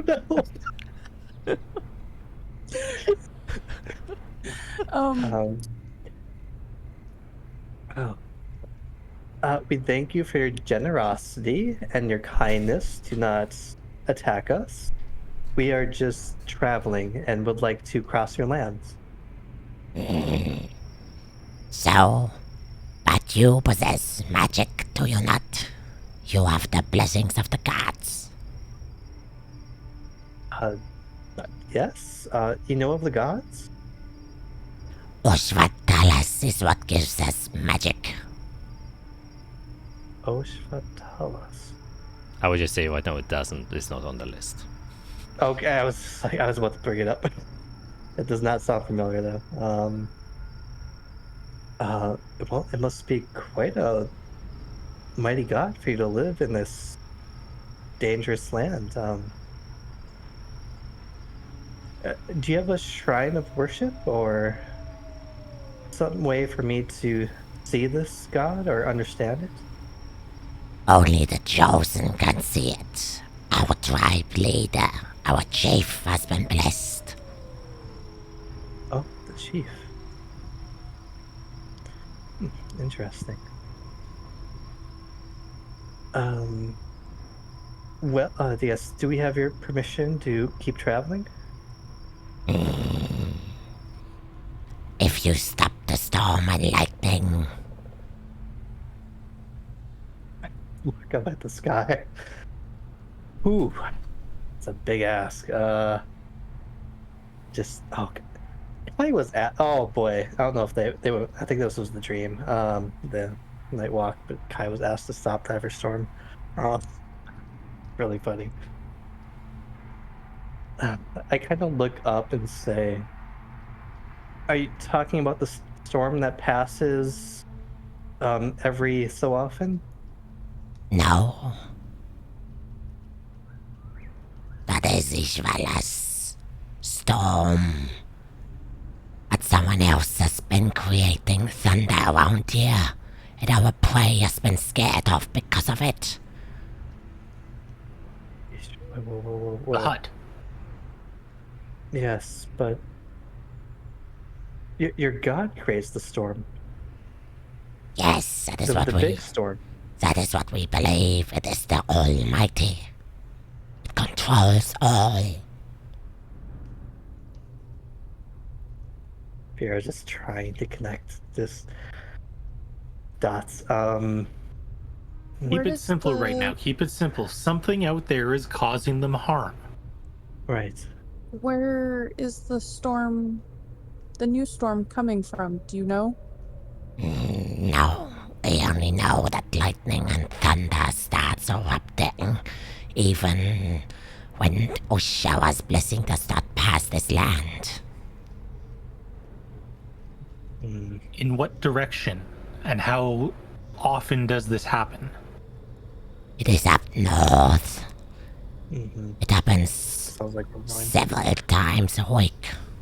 If it is not you, then we ask you to aid us. We can definitely do that. That's where we're headed, I believe. We were told of a hut where a storm was laying, so yeah, we can do this for you. Great blessing be, kind human. This would mean a lot. Our families have been starving since the animals have escaped from these lands now. Oh, do we have a lot? We don't have a lot of food. I can't make I've food. got a handful of rations, and we've got the alchemy jug that can give them mayonnaise, or honey, or beer, or wine. They might like some honey. Honestly, any of that would probably be good. I'll yell up to Eirik. Eirik, do you, by chance, want to gift them some drink or food that you can spare? Absolutely. Can I float down and not be attacked by you guys again? Our friend has a magic that can create food for you if you accept it. Oh, even more blessings. Yes, please. Yep. Come on down, and I'll pull out the jug, and I'll hang on. Let me. Where did it go? Alchemy jug. Okay. What do we have here? Beer, honey, mayonnaise, oil, vinegar, or wine. Do you want something to eat or something to drink? Food is what has escaped us. Drink, we have more than enough. Do you want sweet or tangy? Either. We do not mind. They eat animals and prey like that. Honey could go well with certain kinds of game meat. Mayonnaise, it's a nice mixable thing that they might be able to create more food with. See what has more calories. Yeah, mayonnaise definitely tastes. Mayonnaise, yes. Yeah, 100%. Yeah. They're a little too brash for honey, I think. I think they're a mayo gang. Who knew that mayo would be giving? Okay. Honestly, The Mayo gang up north, the goblins. Great people. Very nice, actually. My notes for this session are ridiculous, by the way. I have no getting captured. I'll lots of ones. so lots of 20s. I'll say mayonnaise, and I'll go and grab the cork for mayonnaise and let it start producing. If we Okay. try to describe what happens this session to Ezra, like you might not believe us. You see, he kind of takes out like this kind of wooden bowl that he kind of produces, and the others, he calls the others to bring also their bowls, and some of them just have like the upside down skull, Interesting. and you kind of fill up their skulls with mayonnaise, and he kind of takes a taste. Oh, sweet nectar of the gods. I bless thee for this incredible elixir that you have given us. We have been blessed on this day. Thank you very much. We have honey, and he says sweet nectar of the gods to mayo. I mean, the first time we tried mayo, it probably tastes like that. It's true. I'm Yes. thinking, like, the archives also gets food from elsewhere. Like, how bad is food in this area? I wonder if Oblamere is suffering too. If it's gonna Well, get they worse. said that the thunder and the lightning is scaring their prey away. Yeah. Yeah. Okay.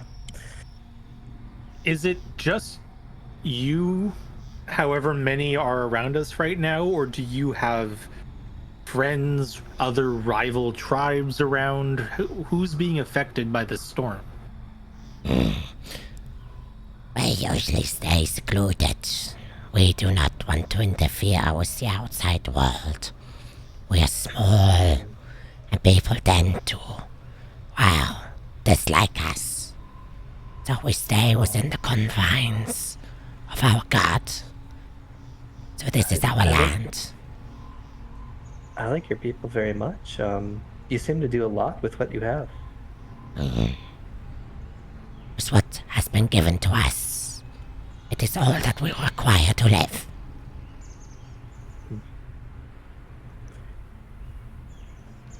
Well, I guess we'll go check in and see who's making their own storm, and see if we can get them to be a little quiet. Thank you very much. Thank you. Blessed be thine heart and soul. What? Back to them. Sorry. Oh, I repeated back to them the greeting that they originally gave us. Oh. Your little door, your hatch down there, do you have tunnels? Or is this just a hole that you hide in? No, we live in the ground. Big home spreads across the Roshar grasslands. I'm assuming we're too big for your tunnels. You want to go in? Kind of looks you up and down, says, Quite so. What's your name? It was just a thought. Vani grass cutter. Grass cutter. Interesting. Nice to meet you, grass cutter. I'm Jade. This is Fiera, and this is Iric. Well, you are now friends of the Roshari grass cutter clan. "Oh, actually, Seem like right good there, friends to make. just in case you I'm want to write that." glad that we are now friends. The Rosha grasslands makes sense now. And are you able? Does your god have? Do you know how to write, or is there an image of your god that if I give you a piece of paper, you could kind of write how they look or how they sound or their name? Only our tribe leader communes with the spirit. So he is all around us at all times. It is he who has sent you towards us, and your great blessings too. Interesting. Your tribe leader you've mentioned a couple times now, does he not come out with you? No, he's old and attuned to the spirits of this place.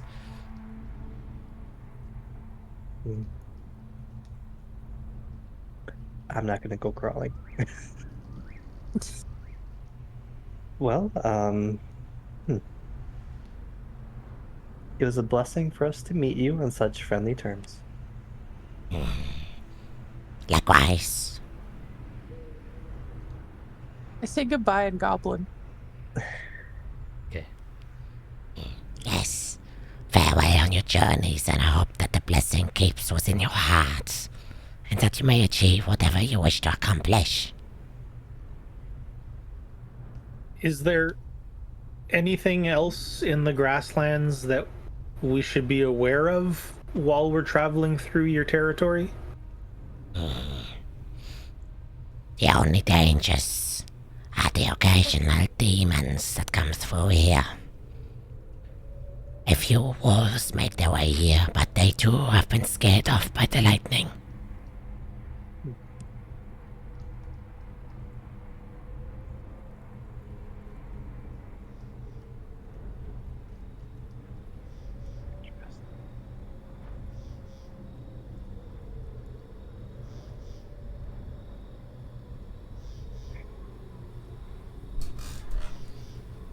Okay, no. I guess onwards. I think so. Towards the hut. Yeah, let's keep heading north. Okay, you We're- can Try to find this hut. continue forward, and the goblins just kind of heave up their bowls of mayonnaise and just kind of say their thank you once again. So then return back underground as they climb back into their hatchets. And your journey continues. God. You have gave them a blessing of mayonnaise. Like Christian missionaries just for mayonnaise. I feel like that's going to be the name of the episode. Mayo. God of, or nectar of the gods. Nectar of the gods, yeah. Or sweet nectar of the gods. Yeah. Yeah. Though your journey then continues as you go through the treacherous grasslands of sharpened blades. And after a while of kind of searching around, you do then hear a sudden thunder.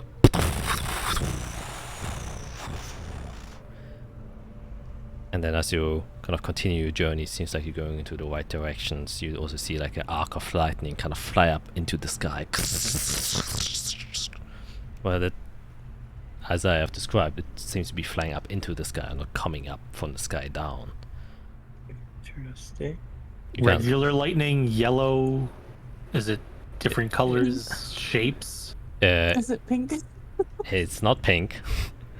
It seems to be kind of a very bright blue, but almost whitish. So, kind of regular lightning color as far as you're concerned. But you kind of witness like 3 to 4 lightning bolts that kind of go up into the sky, and you hear the thunder kind of emanating around. As you approach closer and closer, after coming to like the end of your second days of travel, you arrive at a patch of land that has been kind of flattened a bit from the grass around there, though not too much. But you can standing a little bit above the grass line, which is around like 6 feet tall, so it does reach above your head, and above that 6 feet tall, maybe like 10 feet, is like a stone structure with a kind of bit of smoke emanating from one side, which seems to be the chimney. And there seems to be what appears to be a hut made out of stone, standing in the middle of this field. No windows, nothing. Looks very crumbly built. Has been like the outside is completely weathered and broken, as if it's been standing there for a while now and crumbling at a few parts. And lying around, you can see several dark spots, as if some fire has been burning there. On the outside, you also see a bit of kind of attached to one of the walls is this wooden contraption which is holding in several kind of animal hides. And on the other side of the kind of stone hut, there seems to be a plot of land that has now been growing some vegetation, some vegetables.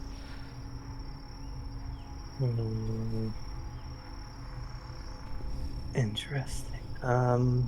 And is this, compared to the map, is this a rough?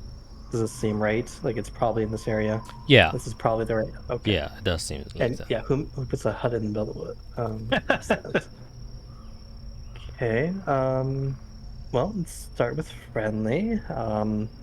Just in case, I'll put tongues on myself. In case they know a different language.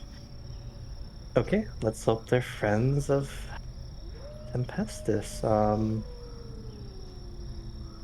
Yeah, I'll start walking toward it, and when I'm within like 100 feet, I'll just, give a hail, like, "Hello, is anyone home?" I just Can want you to take a quickly quick mention break? our. Oh, well, yeah. Yeah. Well, Felicia just asked if we could take a break. I was going to say something. Oh, Yeah, that's actually exactly where I wanted to make the break. I guess we're gonna make it now. 10 seconds earlier than I wanted to. Okay, so see you guys in a quick second to see if Matt gets a response. Bye. And we're back. So, Fiera approaches the hut with tongues casted on yourself. Am I correct? Mm-hmm. Yep. I was just gonna say before we broke that just to remind you, our hit points from Jade's aid have long gone. Well, it's a new day, so did we cast it again? Because we're at the end We of the can if- second day. Yeah, I can. If we see a hut, how prepared would we be? Yeah, I'll do it this time. You don't have to Oh, waste okay. another one. Yep. Yep. Then you can. So same thing. 3rd level, 20 HP. Mhm. Sweet. Okay. Then, as you kind of say this, Fiera, you kind of look at this stone hut, and there don't seem to be any visible openings. However, you do then see quickly after you kind of shout out a kind of head appear behind the shack, kind of looking out from the side, from the wall. There seem to be very frizzled, orangish hair. You can see that the tips of it are very dark, very spreading, chaotic. A face of what seems to be an old woman is what you can see from what is peering out.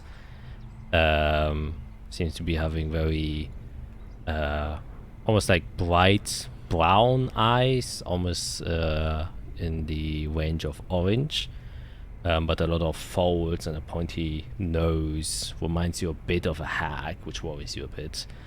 And you hear her say, What are you doing here?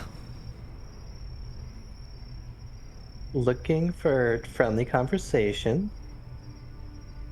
You come out into the wilds, a secluded place away from civilization for some friendly conversation. I have a feeling what you have to say is more interesting than those in the city. Not one you are. And your friends too. Yeah, we traveled together. kind of squints her eyes. I guess make a persuasion check, since you're not really lying. You are coming for somewhat friendly conversation.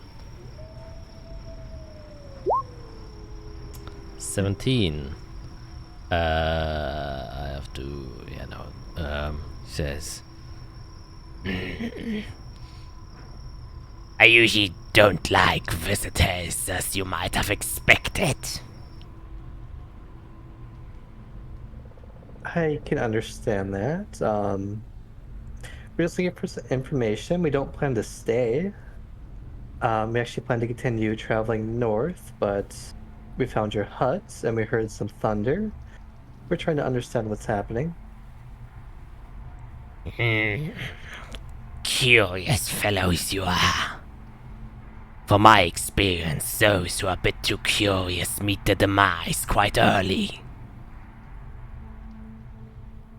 So far, we have fought off an early demise multiple times because of our curiosity.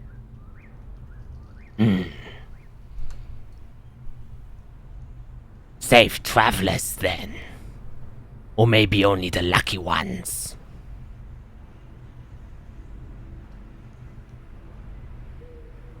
Well, I would say we try to forge our own fate rather than let luck take over.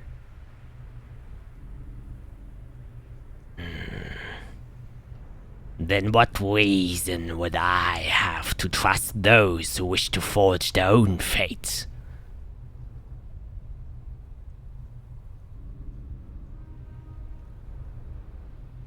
Because while forging our fates, we try to make strong bonds with allies, empowering their own fate, along with ours. persuasion check. Oh, God.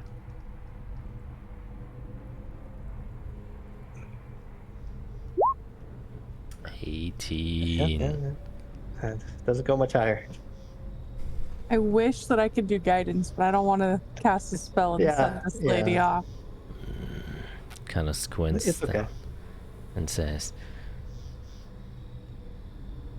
"Where do you hail from?" Oh. Well, the simple answer is I was just around Chaldeus, but I was born among the Lichnius and have since uprooted myself and now travel the lands.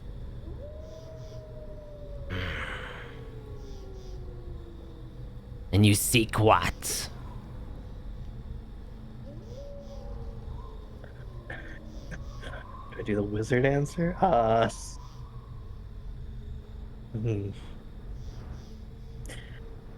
wish to know the facts of the world.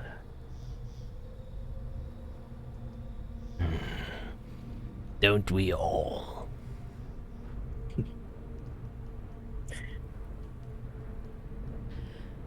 Kind of looks you a bit closer and say, "But I feel a bit of menace inside of your face. It isn't all good, is it?"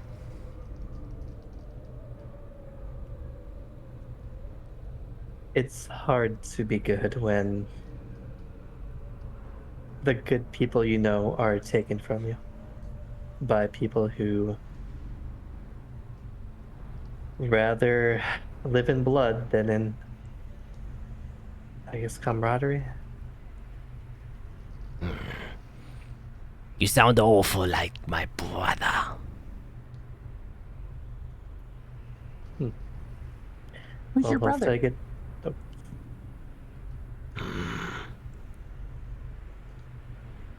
How about we make proper introductions before we delve a bit deeper in that? She kind of steps out of a corner, and you can see these ragged clothes. And she has like this big hunchback and seems to be like 7 foot tall. And as she walks forward, you can see that her form slowly changes and shifts as kind of it disappears. And you can see this cragged red hair turns into a more soft and flowy orange, bright orange hair. Not too dissimilar to Eirik, though more in the bronzy area. And then her eyes also get this very glint of kind of a bronze flare, a very nice white skin with some proper normal commoner clothing. As she walks out, and seems like the disguise self spell that just casted on herself disappears. She reveals her true human self, and she says, well, it's a bit always annoying to talk in that voice. Just had to make sure you weren't some weirdos trying to approach me. I apologize. My name is... Oh, I apologize for scaring you. My name is Sarah Enzia. It's glad to make your acquaintance. And she stretches out her hand. Yeah, I shake it. Does it take a moment? 'Cause I know who that is. Nobody else would. I'm Fiera Kron. Pleasure to meet you. You really do remind me a bit of him. Goes over to you, Eirik, to shake your hand. Yeah, I'll shake hands, but I don't want to look her directly in the eye. Just respectfully, like, don't make it too aggressive. Okay. And then also goes towards you, Jade, to shake your hand.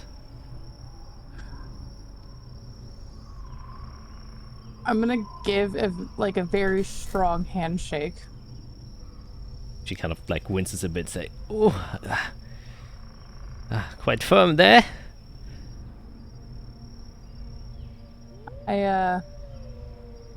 Yeah, sorry.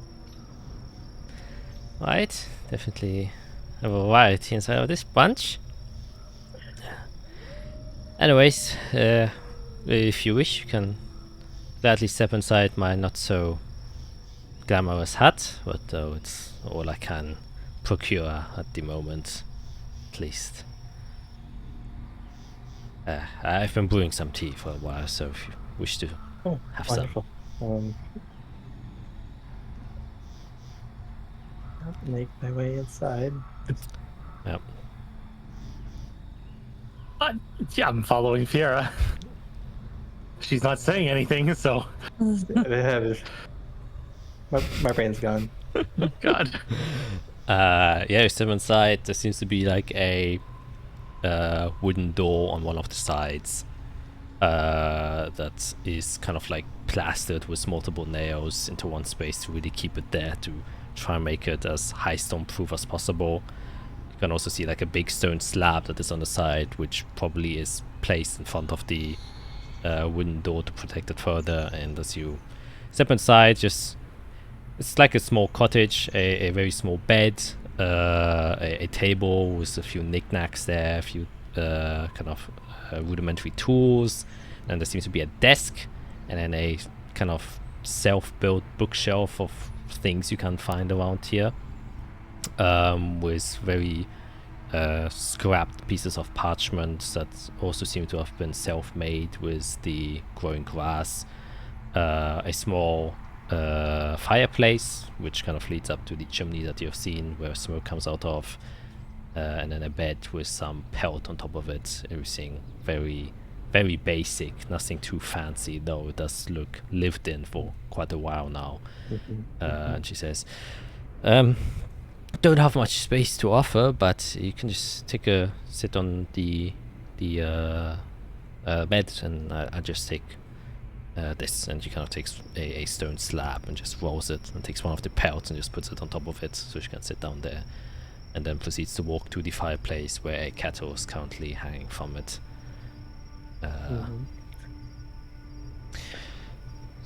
As someone who's living alone, how does she look? Healthy? Is she feeding herself? Look happy? You can make an insight check. How's she doing? Yep, makes sense. 17. Definitely seems to be a bit malnourished. Isn't like feeling the best, but it's like has a clean appearance. She's not like overly underweight or anything. It's just like, you can see her cheekbones protruding a bit more, Right. shallower cheeks. But what you can see that she seems to be a bit more calm, though still a little bit on edge, not fully trusting. As you're kind of just inspecting her, she seems like a very friendly person who has. You can see now her real personality is just like coming to show after she put on the show of being this, old woman, which is not like her at all. And you could feel that she kind of forced herself to like say a couple of things, even though she didn't really mean it. And you also get the vibe she's like happy in some sense. So on edge is like almost like hope that she finally has company, and hopes it's good company. Right. Good. Yeah. And Matt, can I just ask, is Fiera acting like you right now? No. Here's her normal self, normal calm self. Okay. This is Matt freaking out for no reason. No reason at all. No reason at all.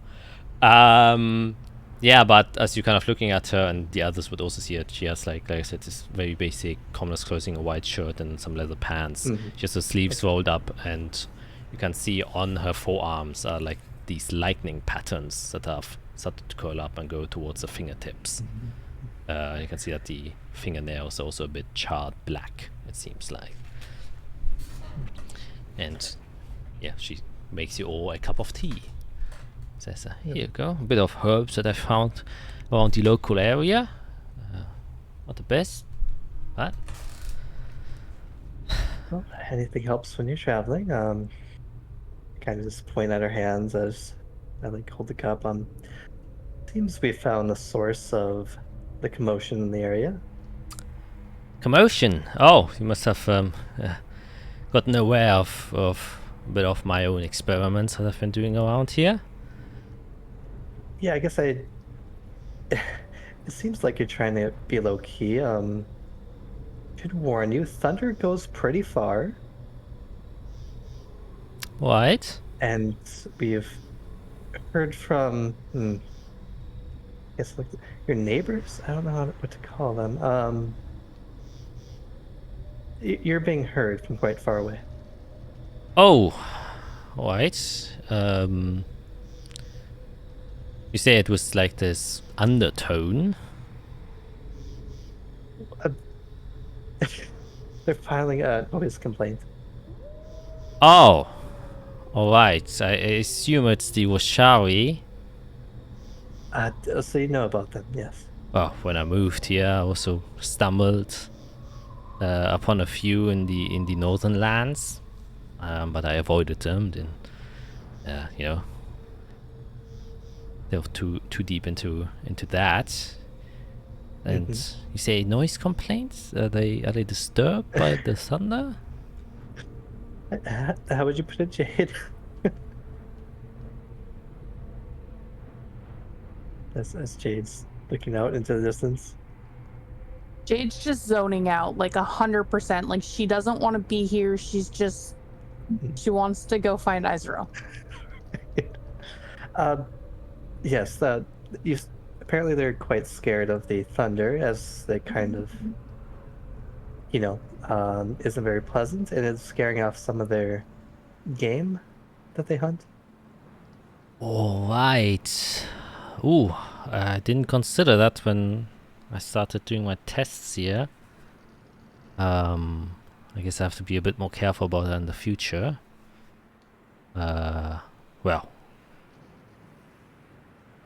Well, who knew? Actions have consequences. Yes, I will try and dial that back then. Oh, hopefully it didn't cause too much trouble there. I don't believe anybody was hurt, so. Alright, that's good to know. However, you said you came here for friendly talk. I assume you didn't just wanted to be the messengers of the Washari. Well, as soon as I heard about lightning and thunder and a storm, I mean, I guess what does it hurt to say? Especially from someone who throws it. Lately, I've been talking to a new friend, and he kind of is like you. Alright. Hmm. Have you ever talked to the High Storm? That's actually what I've been trying to do. I've been trying to get into contact with it. I've been getting strange dreams here and there. It's a long story, but after an incident, I kind of got attuned, it seems like, with the power that's been crossing these lands, and well, out of personal reasons, I wish to explore this a little bit deeper. I was trying to figure out where this is coming from. It seems like this has been a larger part of my family, actually.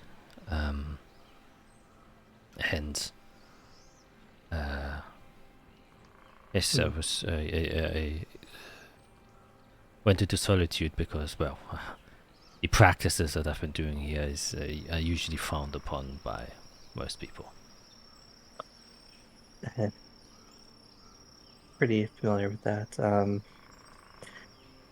Well, I have managed to talk to the storm a couple of times. Really? Purely by accident, but it's quite friendly, so I kept trying. Oh, that's great news. That's all I've been trying to do these last couple of years. Oh, interesting. Is that why you're shooting lightning straight up? Well, yeah, to a certain degree. It's just also just trying to explore like the powers I've just recently gotten. Just kind of testing the limits of them. But yes. Interesting. You wouldn't happen to have a hammer on you, would you? A hammer? Well, I have a couple of chisels to do some stonework here and there to pass the time. It's a special hammer. I'm trying to find where it is, but you would know if you have it. Oh, alright. Well, I guess I don't then. Okay, it's fine. Well, I guess what do you know about him? Well, not much. Everything I've been trying to find has been kind of stuff people just, spread around town. Tried to get into the archives, it didn't let me. Obviously, as no money, no background, and stuff like that. I'm kind of lost, so it's more productive to do my own research. In my dreams, I've been contacted, and I was told that it's the storm is a ancient entity that has been kind of guarding over us for some time. Though it was quite hard for me to believe that at first. But I always got these dreams only when a high storm passed over. So I believed there has to be some sort of link there. And so I started to kind of investigate that further, and it does seem like my powers get enhanced during the high storms. So there seems to be some sort of innate connection there. I know from some of the documents I've gathered from my father that it seems like I have some draconic blood within Good night, me. Dad. Jade shouts out. Sorry. I Really thought I was bad, Jade. muted. Wow.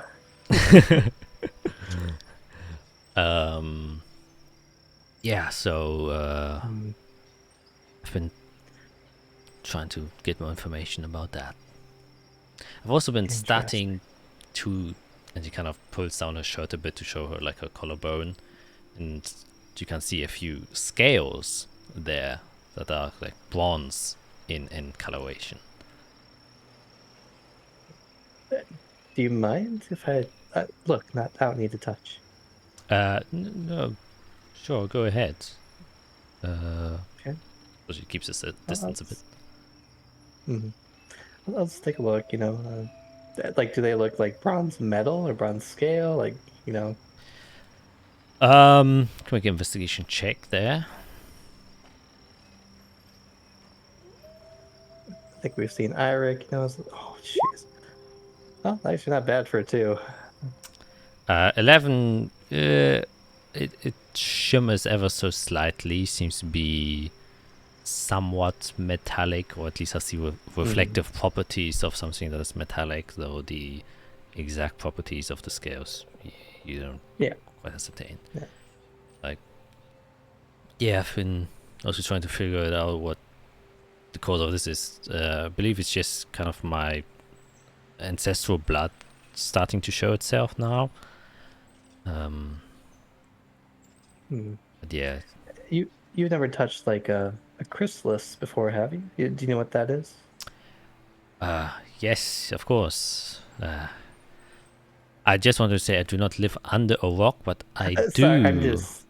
right, it's just a second. Yes. Well, I do actually. So, but yes. Well, it all started with I was in search for my brother because he disappeared, and I traveled across the sea to try and find him, but I got lost in a high storm while on water.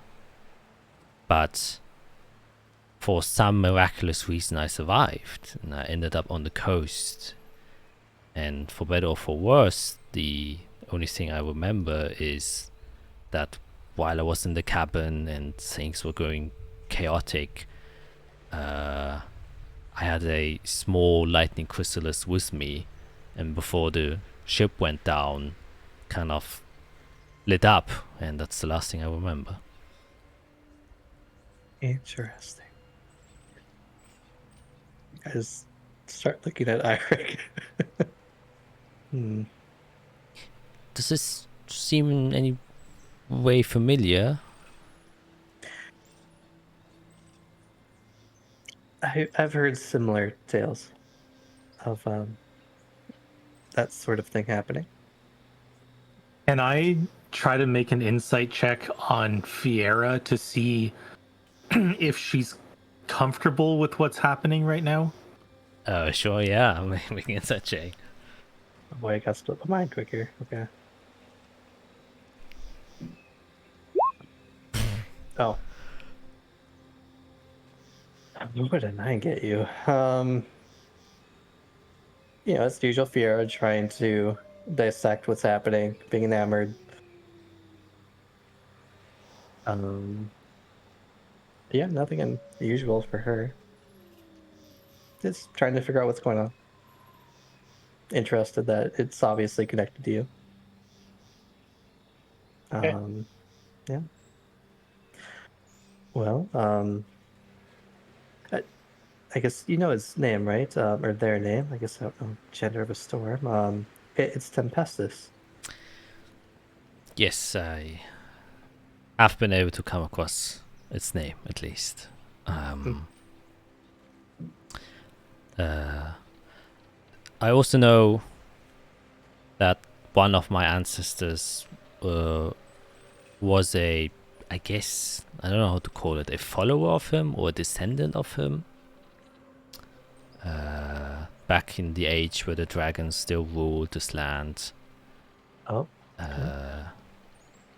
Yeah, and well, in my travels, I wanted to first try and reach that spot where it said that is where we hailed from, but Right. wasn't. I believe that's Heems. Yeah, exactly. Oh, you do know a lot. I'm quite impressed. Recently learned about the previous owners of the lands and all the elementals and that sort of thing.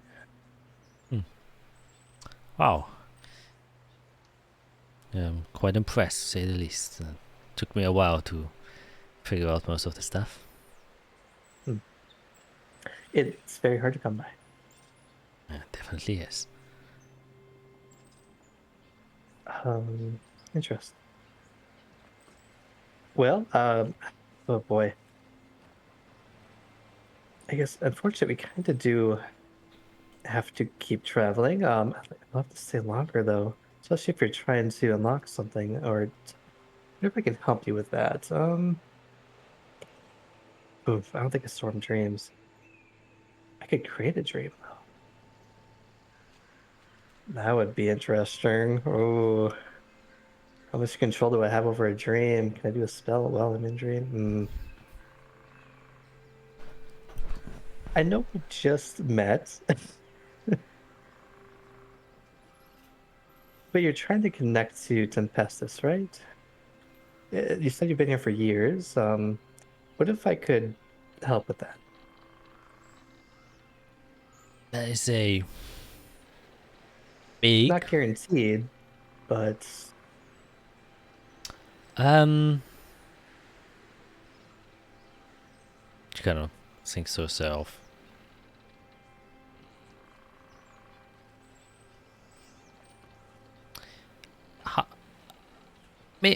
Maybe not now. Like you said, right. we just met, and I still feel a bit uncomfortable with maybe what you're trying to do. So I do appreciate the offer. Though you said you are traveling, where to exactly? I guess I'll pull up the map. Trying to get to this valley. Very long story short, our friends there, and they were kidnapped. Oh, So we need to go get her. that is certainly a predicament. There was a fair bit of warning. I don't know if you people are aware, probably not. But the next high storm is due in 2 days. Oh no. Oof. Okay. Think tank here. If it takes us a day to get there, what time is it? Like, what time of day do we get to this hut? It's At like evening. night? Yeah. Evening? Ooh. Does that make sense in the timeline? Like, is she telling the truth when she says that? Make an insight check. I think so. Jesus. As far as you can tell, yeah. I mean, why would you be lying about that? Seems kind of random. I trust her. Okay. I mean, if we get there, I can teleport us out once we get her, but how long is it gonna take to get her? We're gonna be in a valley. Valley during a storm sounds bad. Sure. You Once know? we get there, is there like anything there that we would be able to be protected with? Take shelter? Because you can't bring your tower out, can you? That would get blown into pieces. Oh, I thought your tower was more protective than that. Not yet. Active for magic, but not a storm. This seems. Of course, we have no idea who you are, but this seems like the safest place for miles. Yes, which is why I was quite curious to learn that you have, and a bit on guard when you arrived here to say that you're here for friendly talk, as you put it, as you are traveling in the middle of the wilderness when a high storm is due. We didn't plan our trip very well. She was kidnapped kind of suddenly. Yes, that information definitely helps now. See, I'm wondering. I assume she'll be okay if she's with him. He might not even be there. I mean, he might teleport that. We don't know, and he hasn't responded to me. Here, let me try to get a hold of Izrael. I don't think it'll work, but I'll guess sending to Izrael. And just, we're on our way. Everything will be okay. Can you respond? And after a few seconds, minutes, nothing returns. Yeah. I mean, if your goal is the Korean Valley, it's around a day there. You're fast enough, you might be able to come back here in time and take shelter here. Ooh. Though it will be very cramped as far as for people, even though I think I can maybe make a side cottage in that time. Right. Yeah, we don't know what shape we're gonna be in. We don't know if we're gonna have to fight. We don't know if we're gonna have to look for her. We don't know. Alright, but how about this? I can maybe join you. Seems like this person is important to you. Very. And you seem like quite friendly individual, so some of you may be a bit physically more aggressive than others. Gestures to Jade. And then says, I do have the ability to shape stone to certain degrees, which is how I created this hut. Which means if we do get caught in the valley while the storm comes, I can create a small base until the storm passes, at least for the meantime. Oh, that's pretty useful. That is very useful. Interesting. Though I would ask for one favor then in return. Oh, of course. If you could gain or grant me access to the archive somehow. You were talking to the perfect people. No, I guess she's not. What? I didn't hear We're you. not the best people to help get you in there. We know people who know people, though. We've made friends. O'Toole likes us. He's friendly when he wants to be.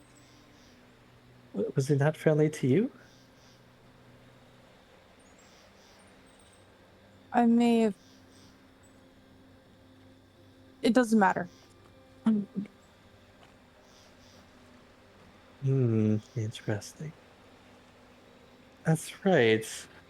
I mean, we don't know what you did before you met us. Did you go to the archive before?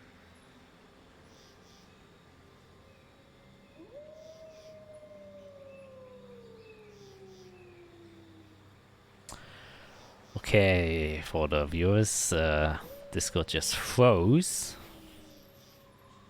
You can still hear my audio because it seems like just the cameras. Ah, okay, I'm back. Oh, yeah.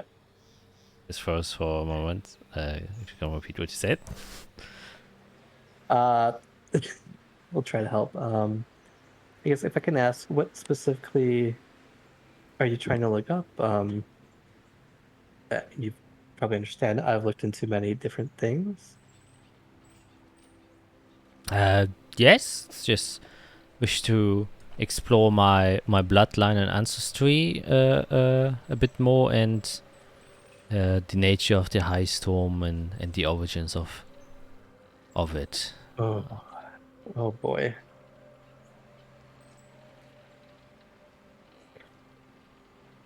Well, what do you two want to do? Stay here tonight? Go tomorrow? Try to travel through the night? Get there as quick as possible? I just feel like the faster we get to her, the better, because we don't know what's going on.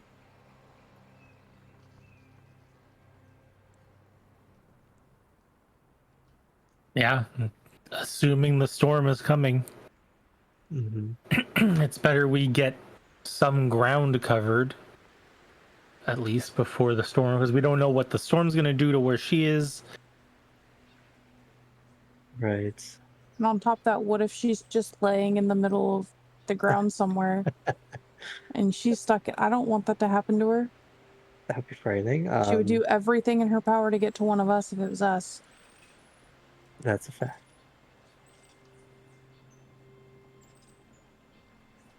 Okay. Well, seems like time's of the essence then. If you wish to join us, we'd welcome it greatly. And we'll do everything we can to help you once our friend is secure. Alright. Well, if you can promise that you will do your best, then I will also promise from my side that I will try my best to help you as well.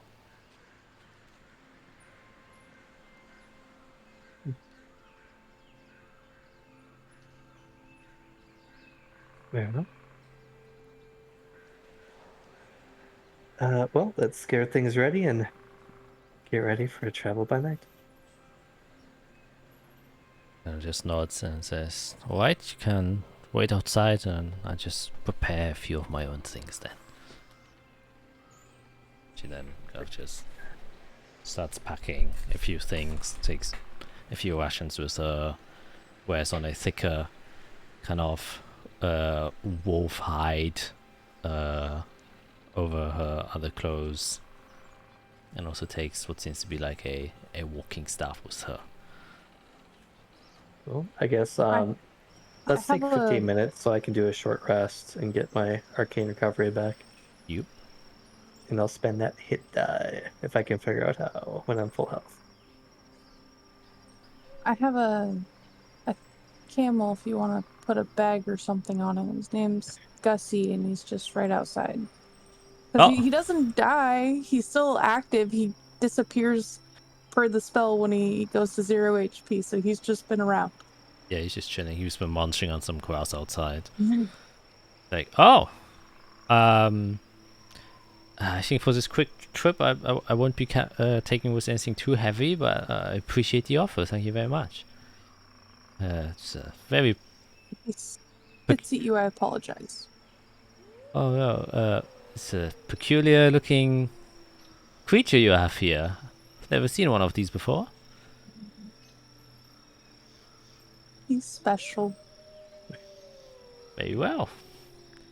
I'll keep that in mind. And then just imagine the camel noise. Yeah, this low grotto that sounds like a death metal scream. That's how freaking camels sound like. And yeah, and she's kind of like, after a few minutes of preparation, she's ready to go. If we were outside alone for a second or two, I just quickly whisper to Fiera, "What the fuck is happening?" We made a friend out in the middle of nowhere. How did we just wander into this person's hut? I mean, you said it before, right? There are good people out there, they're just harder to find because the evil people are easier to find and louder. I think we got lucky. Oh boy. I think you got lucky. And remember, we don't know Zephygus. Right. Also, she's kind of like you, seems. I noticed. Like me? No, like Like me. I lift up Irik's shirt. Don't do that. It's under my breastplate anyway. How would you? Clink, clink. You know what I mean? And then she comes out and says, "All right, are we ready to go?" Oh, I think so. yeah. All right. Well, I'm a bit familiar with terrain around here, so I guess I can lead the Okay. way. How hilly is it? Because on the map, there's mountains just to the west of us. Yes. Well, the Korean Valley is less steep than the. Okay. Well, you know, the actual northern storm wall. So unless you wish to go around there, there are a few ridges we can use to gain access to the Korean Valley, which I know of. I've been there to collect a few materials here and again. So yes, I think we will probably take one of those paths to get there safely without too much encumbrance. Well, then we'll follow your lead. All right.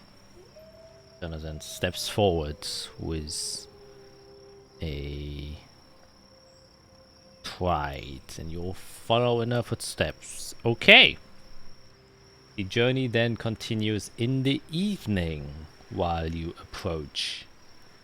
And you walk there. Any preparations you would like to make for this day?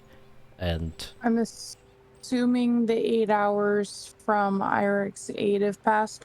yes, since another day has passed and this is a new day starting, and also Starting Okay, I'll cast it this time. okay, and you all can also make a Constitution saving throw since you're going back to back traveling without any break, which does exhaust. Sheesh. Oh my god. You get a +5 if you're within 10 feet of me. Gonna need that. I'll throw my own. Oh, I can't do it on saves. Oh, yes, I can. Okay. Yeah, you all make it. You don't suffer any exhaustion there. And continue to journey forward. And at a few hours travel through the dark, though you don't see it, but you can definitely feel it as the tall grass, sharp grass blades stop hitting your face and cutting your hands, and your headspace frees up a bit, and you can feel that the ground and soil becomes a lot more rugged and harder as you seem to be now approaching the foot of the hill and start to go a bit more uphill now. There's a bit of loose rubble here and there, though Sarah seems to be able to traverse this terrain quite well and kind of guides you slowly up the foothill. And you can see that in the darkened night sky, the kind of moon still illuminates most of the surrounding. Enough light for you to kind of make vague silhouettes of the kind of hillscape. And you can see that she's kind of leading you towards one of the cracks that kind of goes a bit further down, so you don't have to climb the entire mountain or hill in order to get to the other side. Instead, there's this small ravine that kind of leads through, which you can use to kind of traverse the space a little bit quicker. Because at this point, I would say that once again, with a passive perception of 16, Jade and Eirik, one thing would come curious, especially with your night goggles now active during the evening. So you're traversing through this ravine at some point as you get to the kind of entrance of it to traverse it. Atop one of the side walls that comes to like a step, there seems to be a stone statue standing there, like a humanoid stone statue. Kind of just placed on top of it, and both of you would definitely notice it. Doesn't seem to have been hidden or anything, just seems to be standing there. I don't like that.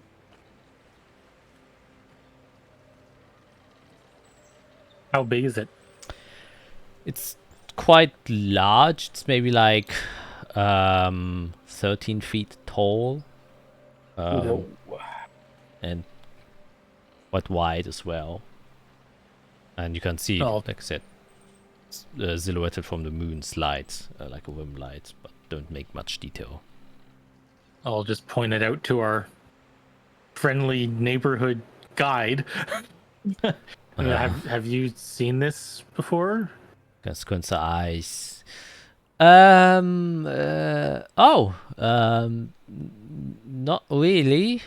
The couple of times I took this path, I haven't gotten aware of it, or must say usually didn't pay much attention on the surrounding that much. I mean, there are a lot of ruins around here, especially in this place. I wouldn't be surprised to see one of the statues maybe belonging to the old cultures from the... Did we want to take a second and have I can look into it? It is, by the way, like I said, on like a ledge, so it is quite tall up. It's maybe like around 20 to 30 feet up the cliffside. I don't know if that's worth the fly spell.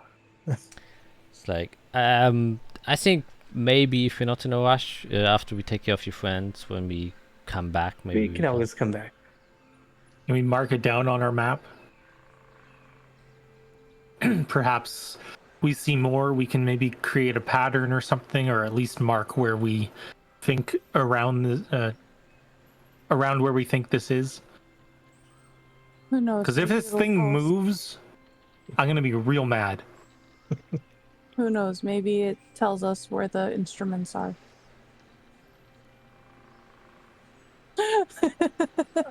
Unlikely.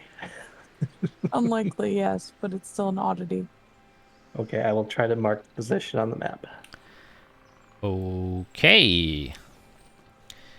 Yep, and as you do so, you know, it's quite dark. You don't have much light to see anything. The moonlight, you kind of gesture your paper towards it so you can find the exact dot where it is, and you kind of like somewhat wish either you have your pen in your hand and a piece of parchment there, and you wish to just kind of cast some light, but it's a little bit I got it.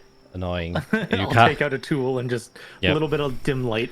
You cast that light and it's suddenly illuminated, and the light that I casts, and then you're writing, you're like, oh man, this, you know, good light. At the beginning a little bit too bright, as it suddenly just gets brighter and brighter and brighter, and then even brighter as you notice, oh, this isn't the light spell anymore. And you look around, and you can see behind Eirik as he's casting his light spell that the statue's eyes glow, and you have to make a dexterity saving throw. None of us. All of us? Or just Eirik? I would say Eirik and Fiera. since they are Are we standing. near our paladin for the aura? I would say yes, you would be standing within 10 feet. Oh, Oh my god. I'm looking at the ground, so that makes sense. It's piece of paper.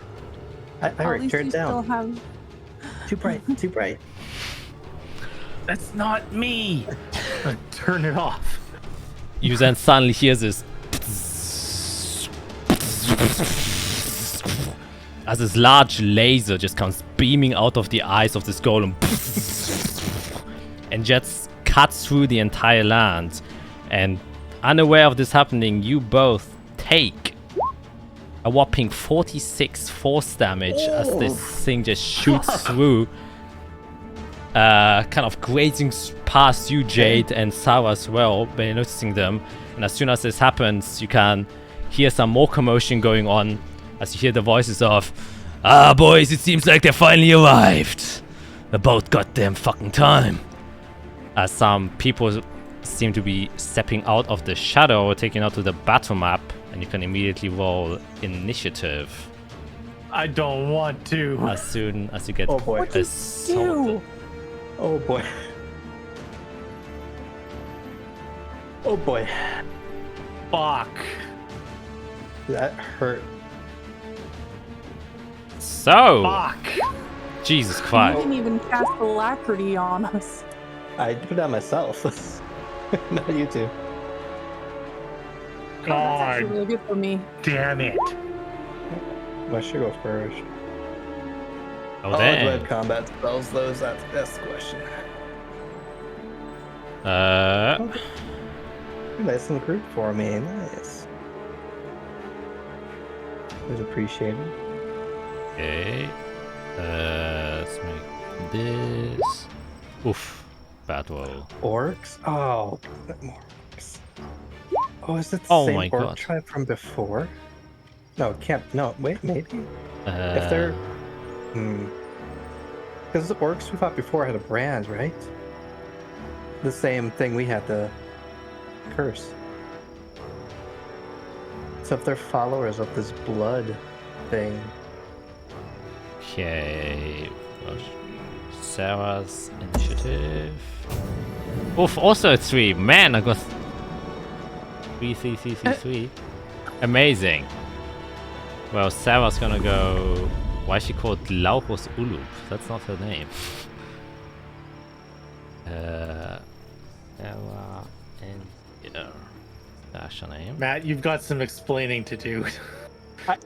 You think I know what's happening? I was not expecting that person to be at that hut, at that location. I thought they Okay. were dead. Oh my god. I sworn they were dead.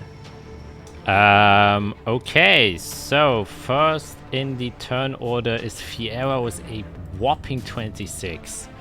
What do you do? That's a great question. How? If I use my big spells, I won't be able to get them back. This is the problem here. But I can get everybody if I use my big spell. Looking at turn order real quick here. Okay, let's go with a lower level one. Let's do some time stuff. That sounds fun. 40-foot cube. Can I get everyone? I can. That's unfortunate for them. Okay, all the orcs and the statue. See me casting a spell. My locket comes out. As I focus on that area, there's kind of a shimmer and kind of like you're seeing mirage. You aren't really sure if it's right or not. As I cast slow, and they all need to make a wisdom save. Okay, the golem does have advantage because it's magic resistant. But even with the 14, it won't do much.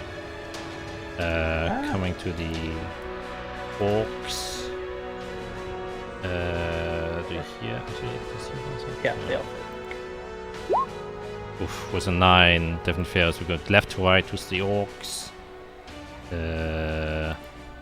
Blade of Ill. I also need a token for my camel. Oh yeah. Okay, so 2 of the orcs fail. 1 of them does succeed though. So, but this notice there that they are currently slow. Waterline. Can I see which one failed? Which one was that? The third one? Yeah, so the left, both on the right. So the right one and the middle one. Or after like this little black icon next to that token. Let's see. So this guy succeeded? No. No. He also failed. Okay, so only the blue one succeeded. Okay, that's fine. Yes. I won't do anything special. As soon as I see it take effect to them, I'll post it so we know all the fun stuff it does. It's pretty big. Wow, didn't post the text. Wonderful. Nope, still didn't post the text. Can you post I it? love how its components is a drop of molasses. It's a lot of sense. Yeah, a lot of fun stuff. I'm gonna back up. 30 feet backwards. I could just go behind the rock. If I go behind the rock, is there some sort of cover? The rock to my left. Yeah, if you go prone, you would have I don't know water about that. cover. Well, okay, actually no, you don't have to go completely prone because prone means you are lying, right? Yeah. Yeah, so I will go behind the rock Yeah. like this, and you would get half cover then, so +3 to your AC. okay, and then say, statue, someone. I don't know. That's my turn. Okay, then Jade, it is your turn now.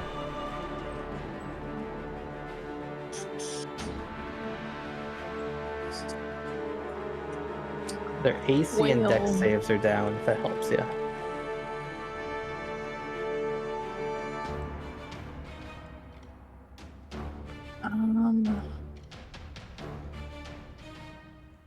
Gotta zoom in on her picture. I never saw her.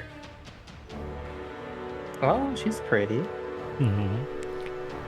Makes sense. Probably good charisma. Definitely. I don't know what to do. Go ham, Bally.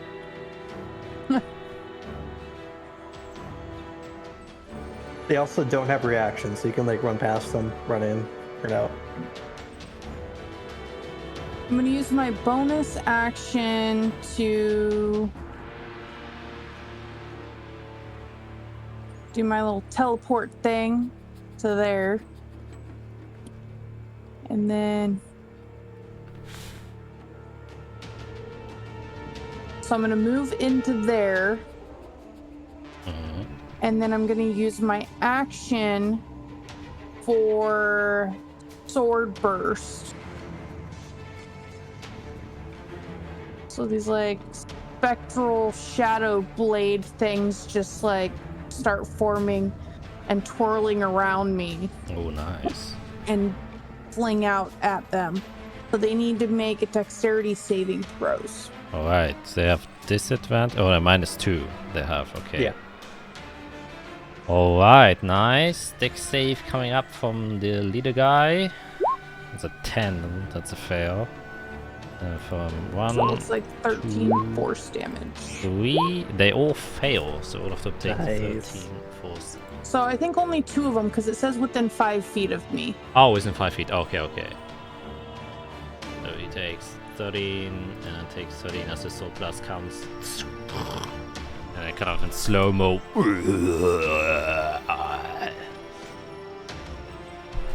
So take the hits. Anything else on your turn? I'm gonna just kind of step around him because I don't want to immediately be flanked. Alright, very wise. Let's take us to the stone golem. Let's see if he gets his laser back. A 1d6. And a 2. Man, you guys are really lucky with the recharges. So you can see it. Good. He has like this wound in his chest that starts to glow up. But his eyes flicker. And no laser. So you don't have to put an icon. We're just gonna say my camel. I told him to go hide. Oh, yeah, okay, yeah, we'll say he is safe there. Well, actually, I will put him somewhere because he might get caught in the laser, so. No.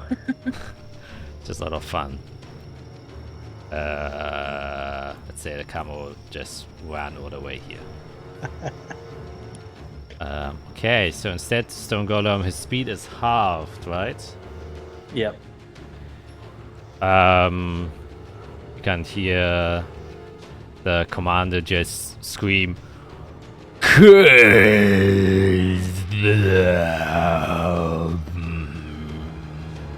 should have used have tongues.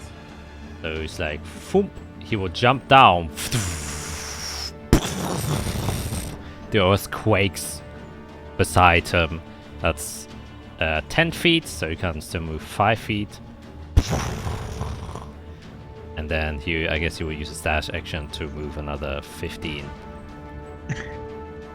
Which would bring him right here. Oh Jesus, Eric.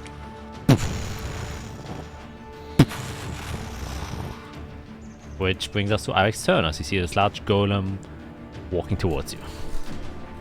Holy shit. Okay. I'm not taking chances right now. I'm gonna fireball all 4 of those orcs. Okay. Don't hit me, that's all I ask. No, you're not gonna be hit. The fireball's gonna be focused behind them, so it'll get them and not you. Ooh, and they get -2 except for the one guy. A dexterity saving throw. Yep.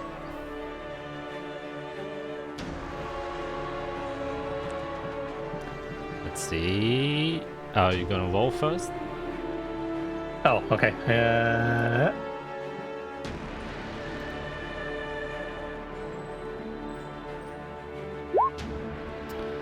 Ooh, 34. Okay. A 12. Plus I get an extra damage die. Hang on. Yep. Oh right, you're right. Yeah, Oh, they these- all I see. fail. So what happens is, as soon as the ball flings out,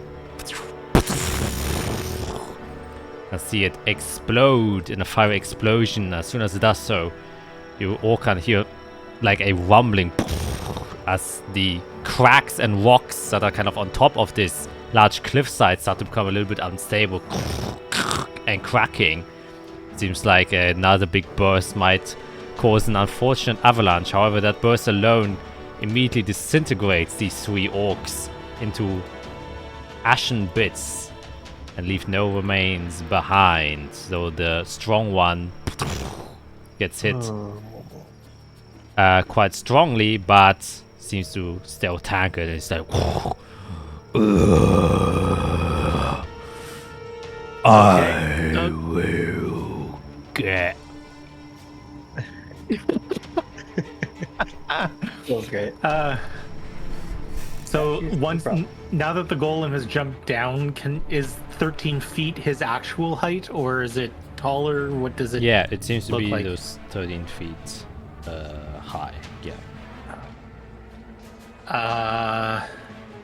I am going to fly, activate the wing boots, and I am going to go 30 feet this way up in the air. Okay. Alright. Then you're 30 feet up in the sky. Keeping that in mind. Is that the end of your turn, I presume? Yes, it is. Then we come to the boss gang guy. He will slowly use its long sword to strike towards you, Jade. Which it will make. It's a natural 20. Oh my I'm god. glad I have resistance to all damage right now. Hey, I might be in range to stop that. Hold on. Hold. What's my range on this? Oh, no, it's not remotely close enough. No. It's okay, I have Sorry. resistance to all damage right now. So even though he's slowed, he strikes back for 23 slashing damage, which is reduced by half, which makes it Oh. 11 slashing damage. That's not okay. And then, yeah, I guess that's all you can do. You can only make one attack, and then he can make his wisdom save again, right? I think it's at the end of his turn. I'll Yep. double check here. Yeah. Yep. Okay, so it will make that. It was an 11. Definitely does not You're not make wise. it. There are no orcs anymore, so you can skip them since you all disintegrated them with one very well placed fireball. And Sarah will look at this golem going there and says, "Oh, definitely looks dangerous." Will kind of step to the side, a little further back, and she will use. Let's see.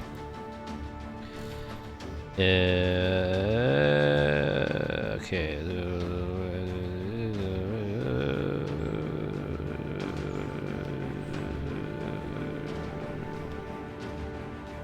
Kind of put both of her hands together, and then you can see that as she's pulling them both towards each other, a sphere of light gathers around them as her fingertips crackle with lightning energy. And then she just kind of throws the sphere out, and as it comes out, it expands into a sphere of storm. Yep. Which is... I'll draw with my assistant, a 20-foot sphere, if I'm correct. Yep.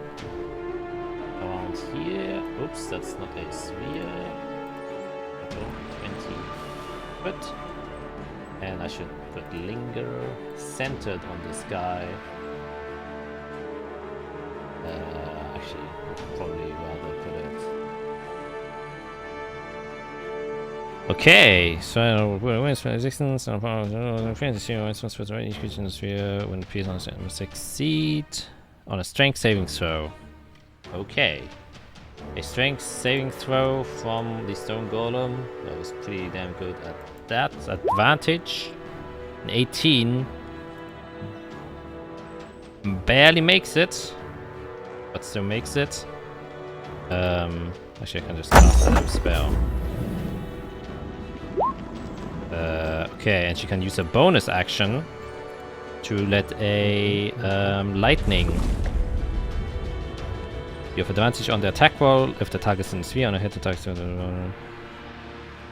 Okay, so yeah, she will make that attack roll. With a 24, she will definitely hit. So the golem takes 22 lightning damage. Yep. As this cloud of wind and storm appears around it, you can see that she then channels one lightning bolt as she picks up her finger. It starts to glow, and then a crack of lightning goes through the golem and hits through its stone skin. And with that, she will move one final feet behind here, ending her turn. Well, it will can make another wisdom save for slow. That's advantage, but still does not succeed. So that is now Fiera's turn. Oh boy. I think there's more orcs. How dangerous is the statue? How does the statue work? How do I start my turn? I don't want to use resources up right now.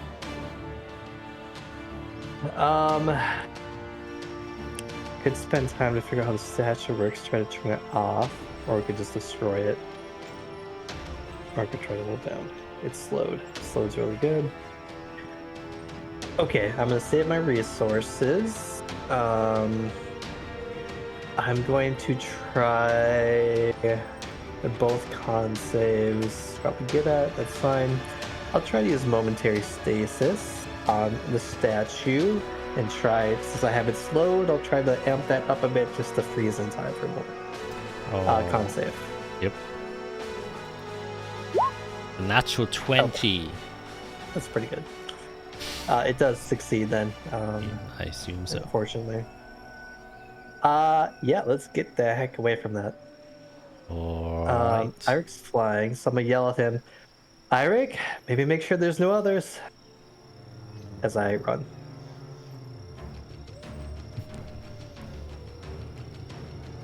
Yeah, that's it. Okay, that then takes us to Jade. What do you do?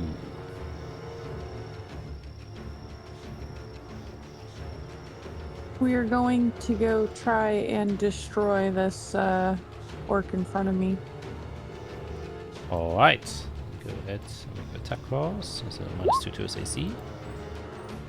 But even with a -2, a 12 will unfortunately not hit.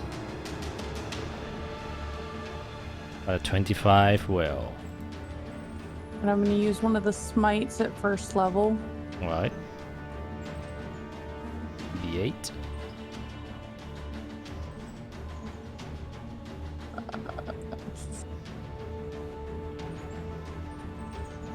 Oof. And then, not the greatest attack for her, but that's okay. That was only 1d8. Oh yeah, there's also only 1d8. You're right.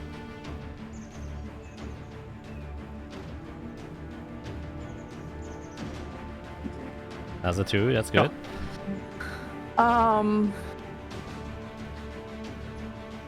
I'm going to use. I'm gonna. Is it a bonus action? Or no, it's a reaction to get a charge. Yep. Okay, reaction. You got sword. He definitely has blood, and you charge your great sword again. Anything else you would like to do?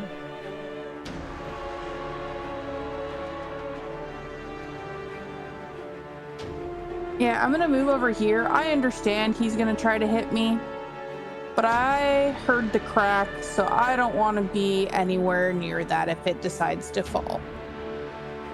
Okay, very nice. Then that will take us to the stone Oh, goal. it's slowed, so it can't take reactions. Exactly. Yes. Definitely planned for that reaction. Okay, D6 to see if he gets his laser back. Once again, he does not. Oh. Man, you guys are so lucky. So lucky. Instead, it will just lumber slowly. Actually, no, it's not smart. It's a golem. Here, and then dash action to get to Sarah, but can't do anything since it uses dash action to get there. Which will then take us to Irik's turn. I'm gonna yell out. Oh, wait. Jade, can you handle the orc? 18. scream out. He's not slowed anymore, Yeah. by the way. The golem. Yeah, Jade screams out, "I've got the orc." Thanks. I am going to then cast Shatter on the golem. Nice. So he has to make a Constitution saving throw. Okay. Just roll your thing first. And shatter something special, right? Yeah, let me just Stone. pull it up. A non-magical object that isn't being worn or carried. Oh no, that's not it. A creature made of inorganic material such as stone, crystal, or metal has disadvantage on the saving throw. Okay, so it's a straight saving throw since it's magical resistance, but he's made out of stone. We would have known. And a 10 fails, so he takes Fails, so he takes the full damage. 13 damage as it cracks. Thunder damage. Yep. And the thunder, the blast shakes a bit. You can see a few more small rocks falling from the top cliff. And it shakes the earth a bit. Alright, anything else you would like to do? Yeah, I'm gonna fly my way in the reverse direction.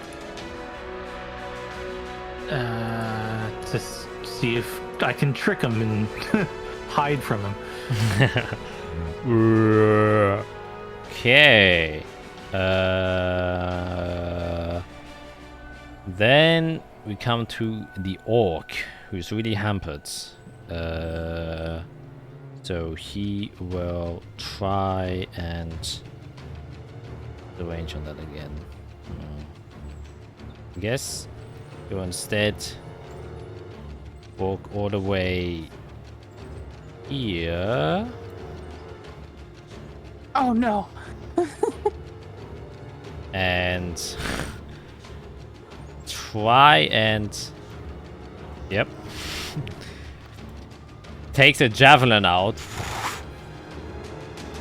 and tries to throw it towards you. You have a +3 to your AC. He has disadvantage.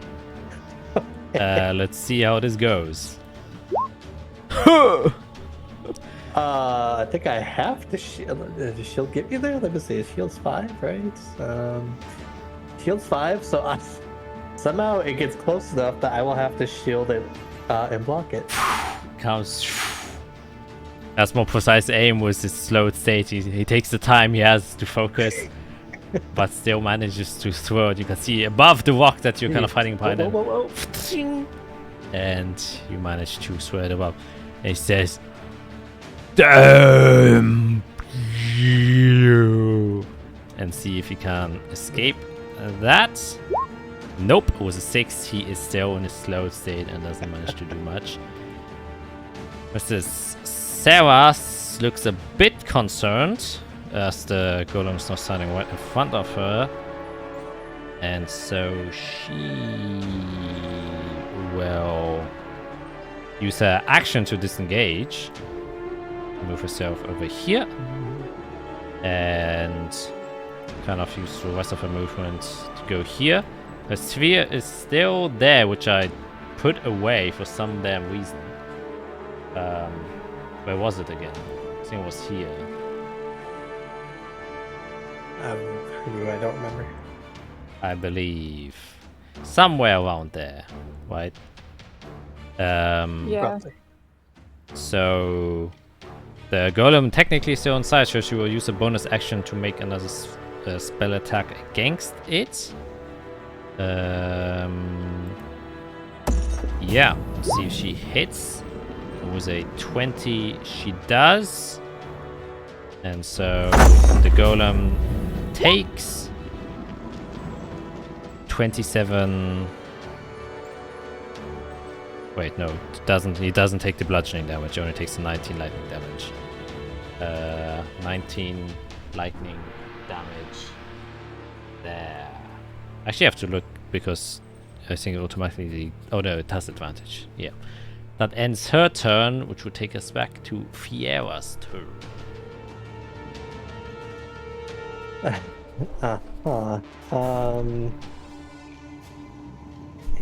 that's a good question. What am I doing?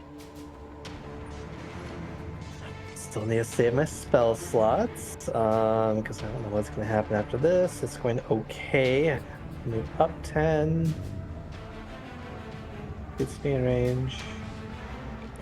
Same thing. I'm going to try to stop it in time for a momentary stasis. Con save.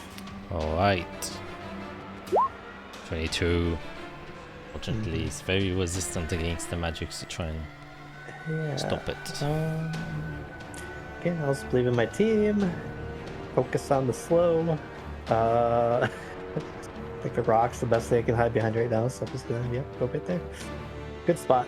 Thumbs up. And that's my turn. Okay, it takes us to Jade. So I'm gonna use my 30 feet of movement for my teleport and then 10 feet of movement to get there. Mm-hmm. So that was my bonus action. And then I'm gonna try to hit him with my sword. Alright. 15 unfortunately misses. Takes up its shield. With the -2 AC. Yep, with the -2 AC. Dang. But 25 once again will hit. And then he's also gonna get my smite. That was a -8. It also bashes through his shield, and you can see him already starting to bleed heavily. He's heavily damaged. Seems like he overestimated his own powers a bit. And then I'm going to use my reaction to gain more blood. Alright. Siphoning your sword. Taking us to the golem again. Oh god. Oof. Oh, There Oh no. it is. Now the question is, can he position himself? I don't think he can position himself in any way to get two of you, so we will make it quite simple. He turns around No, he doesn't. and faces Fiora. yeah, Oh. no, I saw that coming.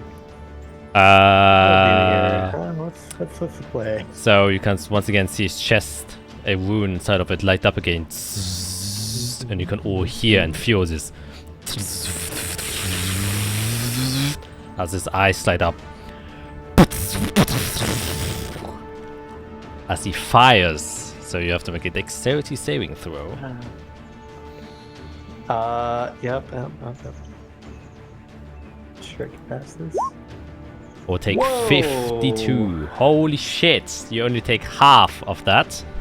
Oh, thank Which God. is 26 26. Ow, damage. wow. And you have to make boy, a that hurt.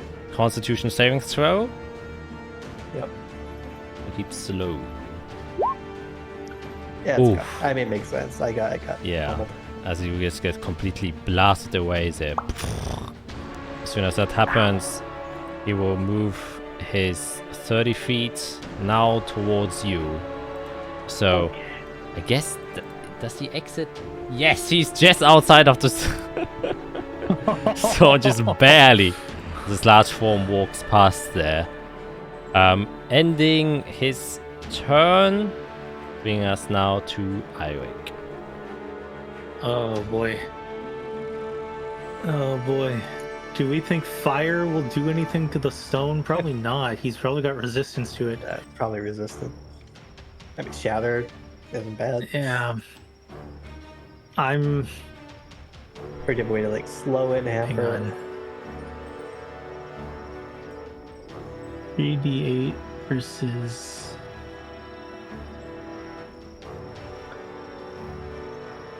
Oh, well, yeah, okay.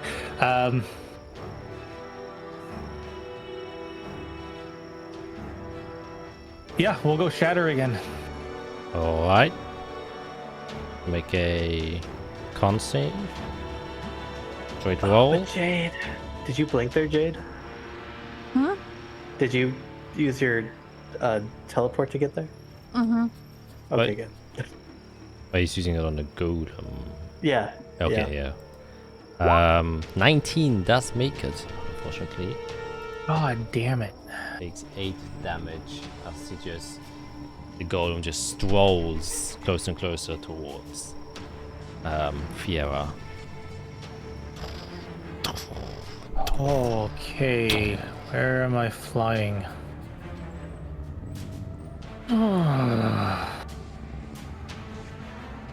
I'll fly here. Okay. And I'll go 60. I'll fly 30 feet up, so I'm now 60 feet up in the air. Alright. So that will then take us to the orc, who finally regains his normal composture. They go, "Ah, finally." He turns around to face you, Jade, with an angry face. He will make 2 longsword attacks against you. So 25 Oof. will hit. But you're still resistant, right? Because you used your bonus action again. Yep. So you take 6 slashing damage on the first one. 12 ching, as he hits your shield. He kind of just says, "Alright, let's get this party properly started." As he's bleeding profusely. I just look at him and I laugh. What a jerk. You'll die. Sarah, well, it's kind of a dispute of the golem or the orc, but chooses to go for the golem. Actually, well, you can use the action for a cantrip, I guess. So she will... well, doesn't have much she can do with a cantrip.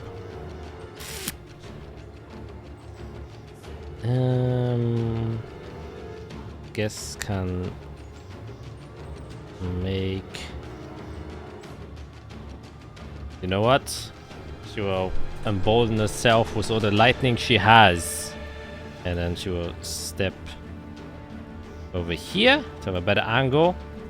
Kind of focuses with her one hand again into the sphere of a finger that's glowing again. Causes us to strike down on the golem again. However, only has a normal attack instead of advantage because he's not in sphere. But a natural 20. Jeez.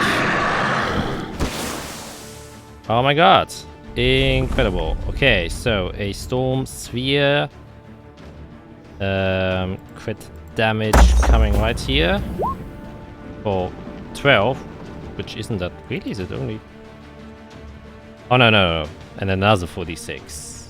She rolls a total of 21 lightning damage coming there as it strikes down.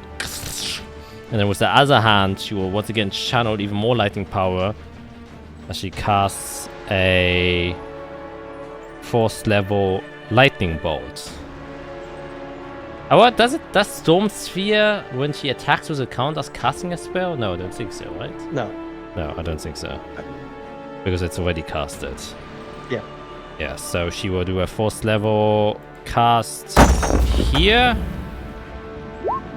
Grand total of 36. If he misses his dexterity saving throw, he has advantage. And with natural 20, oh my god, he makes it. Jesus Christ. But he still takes 18 lightning damage as you're slowly chipping away at its stone skin. But it still seems to be quite sturdy on its feet. Yep, I don't think she will say anything as she's just kind of breathing heavily, channeling this much lightning energy at once. Which will now take us to Fiera's turn. How does Potion of Healing work? Is it double as well as normal? Yeah, it's double. All healing effects is doubled. Okay. I will go down with another laser, so I'm gonna go chug mine. No click here, click. There it is. So that's 14 then? Well, you double the dice, so that's you can roll another 2d4. 2d4. So all dice of healing things just get doubled. Okay. Which is So 11. That might keep me up. We'll see. Okay. So bonus action. I will live here. I don't have a dex spell. 40 feet away. Is the sphere difficult terrain? Am I getting that? Is it hard to move through? Yes, it Yes. is. And if you I'll try to enter push it, you also have to make a strength saving, so you take damage. I think that's the play. I don't have my wall today, fortunately. Okay, range of this spell is plus 5 feet for each spell level above, so I need to be 35 feet away. Oh, but I gotta get an angle probably. Okay, we'll move 20 feet here. I think I can get a good. Here, oh yeah. Okay, pulse wave for level. Con save, unfortunately, but that is what it is. Try to push it into the sphere. Alright. Okay. Decent damage. Nice. Constitution savings are coming right up. That was an 18. I will chronal shift, so one more roll. Alright. No advantage to the first one. 11. So, Oh, thank God. yeah. It's a 'cause it's reroll, not right? advantage with Yeah. chronal shift. Yep. Then let's see how far I send it flying here. That upcast, I think it's an additional 5 feet. 15 feet away, but when it's upcast, it's 5 more feet. So at 20 feet, it gets pushed into the sphere. Oh, nice. And as it gets inside of there, you immediately have to make this strength saving throw, otherwise it takes splashing damage. Whoop, saves it, but he still takes the half of 2d8, which is 7 bludgeoning damage, just the strong winds inside of the sphere. Bash it around. Okay, then the 27 force damage. You just helped me. I helped me. this was so it might not kill me my next turn, but closer to you is good. Okay, I'm gonna run toward Gusthulu, Gussie, and take a action, bonus action movement. Do we need to keep an eye out for? I feel like we're missing something. There's something we're missing. Okay, that will be my turn. Alright, very nice. This will take us to... Well, actually, roll a d20 to see if the cliffs start to fall down now, because that is a very strong push you did there. Oh no. And moving a big old golem does make things a little bit more unstable. 20. Oh, say 2? Is that good? yes. Is that good? Yes, it is good. Okay. If you would have rolled a 13 or higher, it would have crumbled. Oh, okay. I didn't, so you just see a couple more small rocks fall down. And you can see some of it landing next to your feet, Jade, as you look up to the tall wall. Okay, it is your turn with this guy in front of you. So Jade's gonna do something she hasn't done before. She's just going to let out this battle cry. You will fall to me. You will submit. And she screams it and uses her channel divinity conquering presence to both the golem and the orc, because if they're within 30 feet of me, they make a wisdom saving throw, or they be of 17, or they become frightened for 1 minute. Sheesh. Alright, was a saving throw coming right up from the orc. That is a fail. And from the stone doesn't have to, because he's immune of being frightened, which makes sense. It's a golem. Okay. But you can see the orc kind of like quiver as you kind of unleash his battle cry, and you can see that his grip on his sword becomes a little bit weaker, and sweat start to pool as he like kind of goes into a more defensive stance instead of an aggressive one. And he kind of just shouts out, "Who the fuck are you?" Jade, Nylock! I'm just screaming in his face. And then as a bonus action, I believe spiritual weapon is a bonus action. Yep. Yeah, I think so. Yeah, so I'm gonna cast spiritual weapon at 2nd level. And I'm gonna have it look like identical to my sword that I have. A floating blood cleaver. Just Yeah. that great sword. And I'll just put it like right behind him. Okay. Then I have to get a token out for that. Just a sword. I didn't know paladins had a spiritual weapon. Is it like your subclass or whatever it's called? Your oath? Must be. Okay, is this with a white border? He doesn't appear, unfortunately. Of course.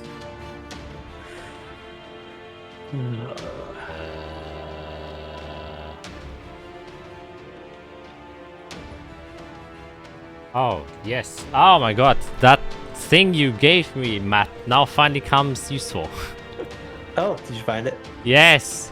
It's buried in my literal hundreds of art packs I've bought for 20. Yeah. There you go.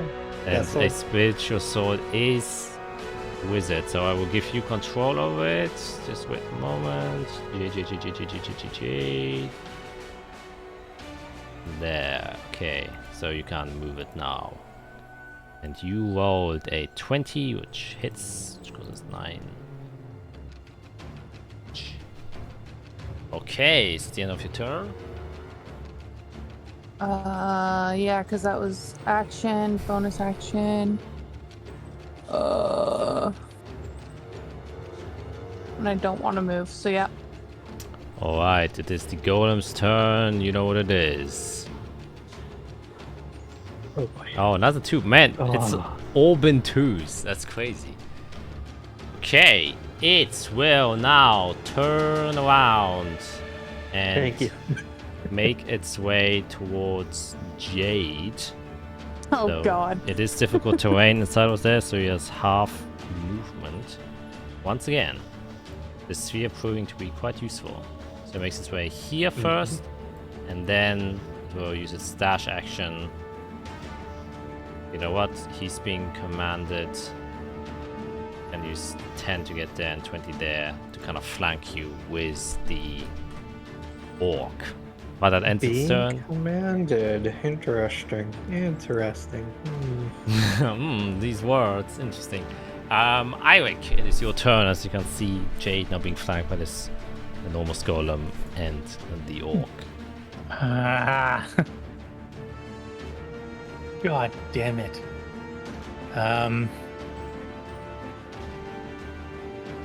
Okay, hang on.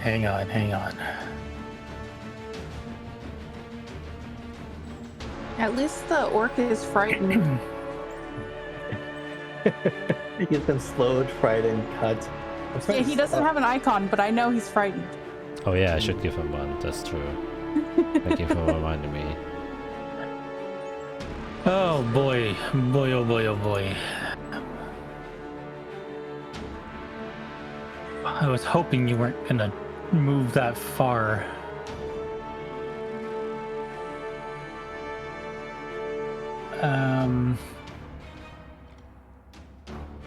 Okay, well, we are going to shoot. Just remember rock slide is possible. Yeah, I know. I gotta do something to him, though, right? Yeah.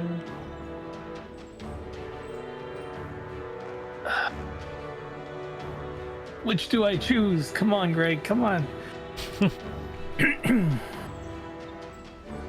I mean, I might be able to save her if you make a rock slide. This costs 6 level spell slot. Nope.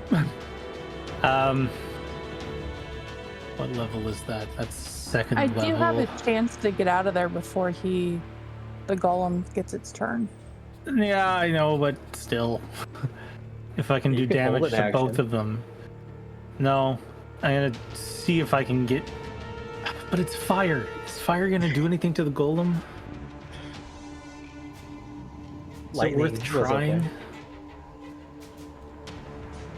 I could do lightning, but that's my last 3rd level spell.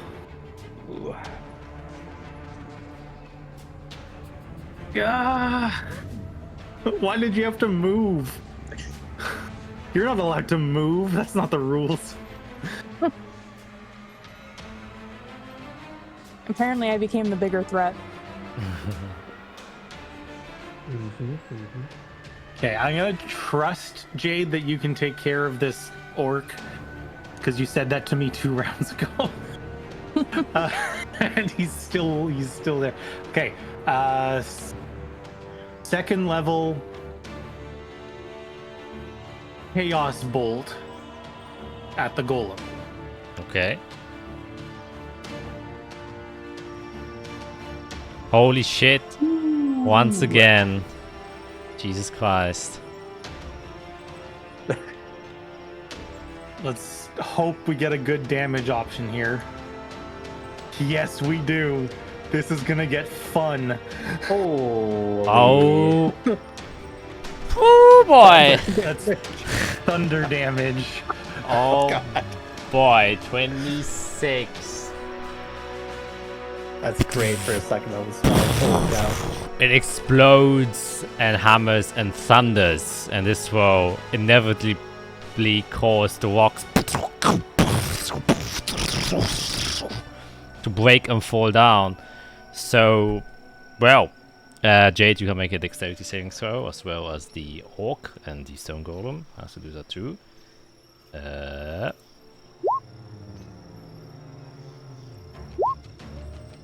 Okay, 18 makes it, 19 makes it. Only the golem Oh, misses. nice. And so that is a total of... Here it is. Only half of that, which is 16 bludgeoning damage, is Okay. what Oh, good for the golem. you all take. 32 bludgeoning damage, and he is prone Oh, as good the job. boulders knock it over. You can see it stumble backwards, landing onto the ground as he is now lying there. Very nicely done, though the area now, and I will just draw it, is difficult terrain since, well, obviously the rocks are there. Yep. So this whole part is now considered difficult terrain. Ooh. Okay. How are you doing, Jade? Health-wise. Did I take any of that 32 because I succeeded? Yeah, 16. You take 16 damage. You take half Okay. damage. Still healthy. Does that end your turn, Eirik? I'm just figuring out where I'm gonna fly to, but yes, it ends my turn. Okay. Then I guess we're gonna go over. Seems heavily beaten and ragged, but he doesn't have many other options left, and so he will swipe towards Jade. Has advantage. The golem is prone, but still flanks him. That doesn't. But he's frightened of me, so that would give Yeah, him disadvantage. exactly. So that would cancel each other out. Good that you reminded me there.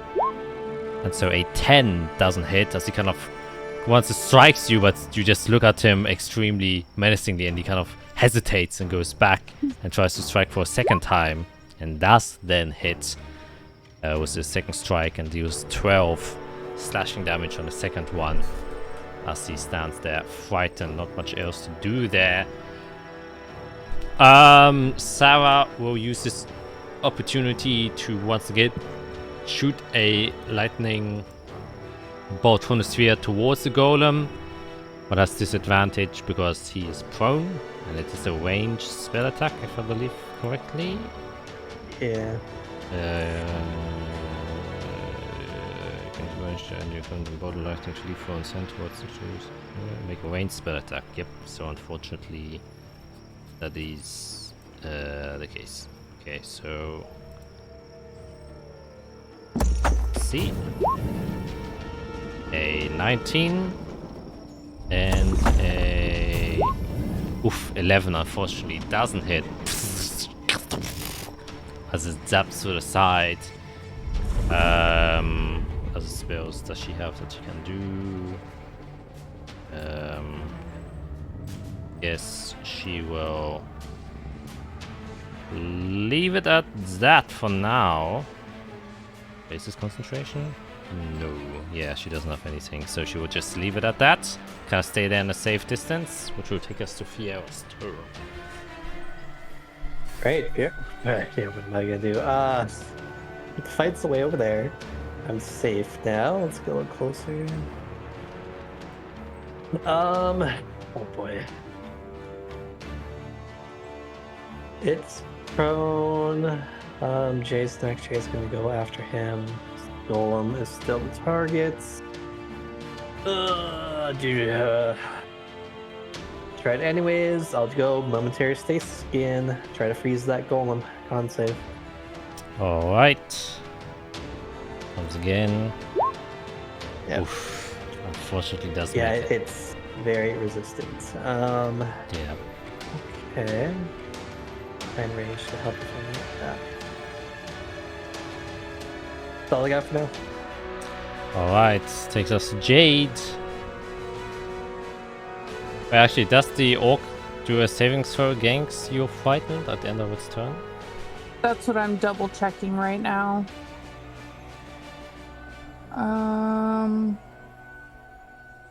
Creatures can repeat the saving throw at the end of each of its turns. Okay.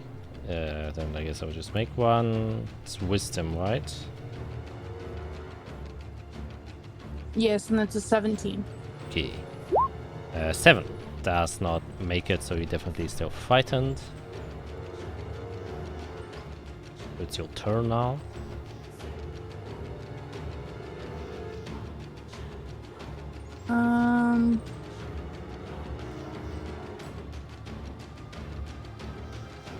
Let's see.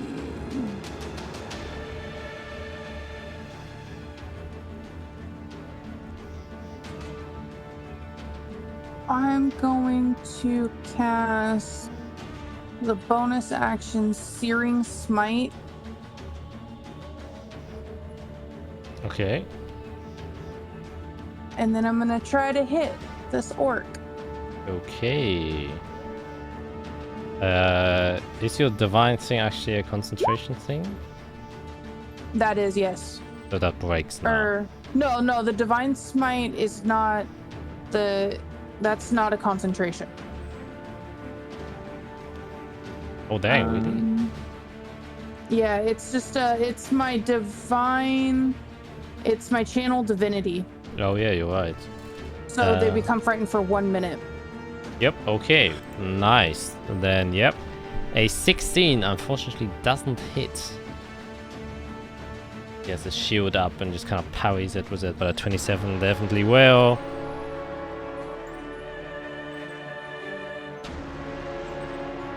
It's your Searing Smite. So it does an extra d6.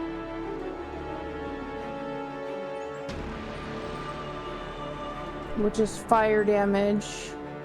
And causes the target to ignite in flames. At the start of each turn until it ends, the target must make a constitution saving throw. Well, as you seal in with your smite, how do you wish to kill him? As he stands there in fear. I just start laughing maniacally and said, I told you you were gonna fall.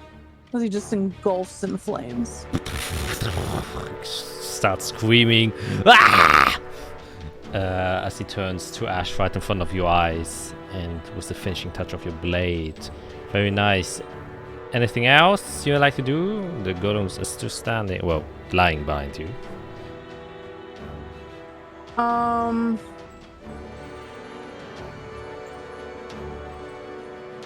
Oof. I don't want to go in the circle. It's a strength save. If yours is pretty good. But it does slow you down. Yeah, it's not great around you.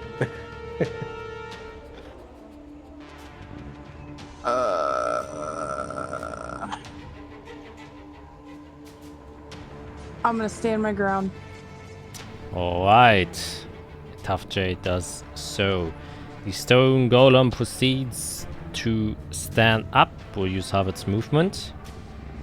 Once again, see if the laser comes back. It does not.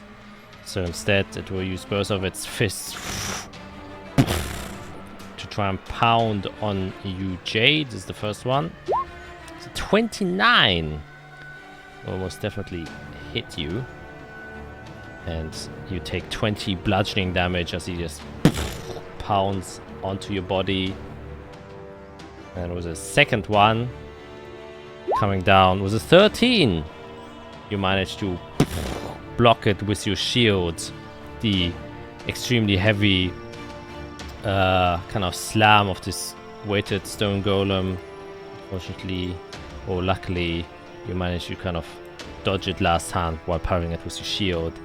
That will end its turn, which will take us to Iwake. Ah!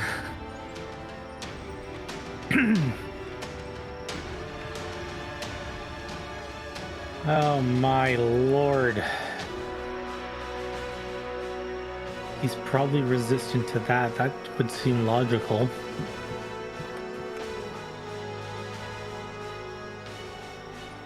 I don't want to keep using up. I try fire. Good.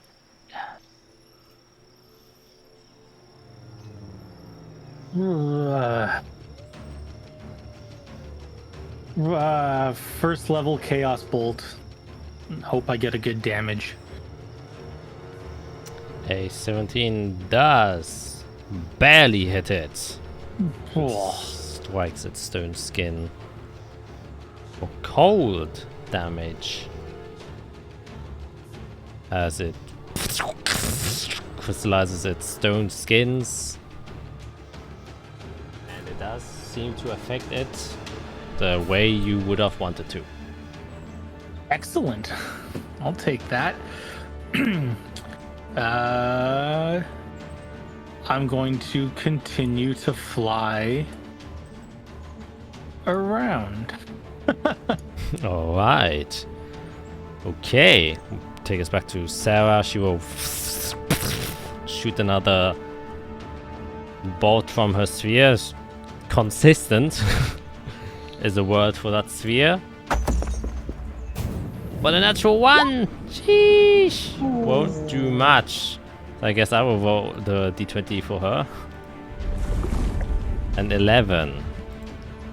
What does that do? It's kind of special because it's a range spell attack, so we will see what that means. Where is it? Here it is. Oh my god. She loses confidence for some reason.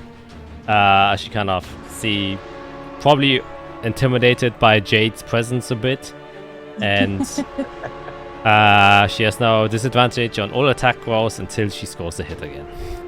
Oh no. Which will end her turn, which will take us now to That's an field. action, right? Yeah, she can't do much, and since she's a bit intimidated, I think she's just holding it for herself. I think she will take the dodge action. Yeah, she will take the dodge action actually. Yeah. Sophia, it's your turn. I don't know what I can do to help you. I feel like I gotta hold my spells since we're driving overnight here. Your turn's next. With your stasis, this will not work on this thing.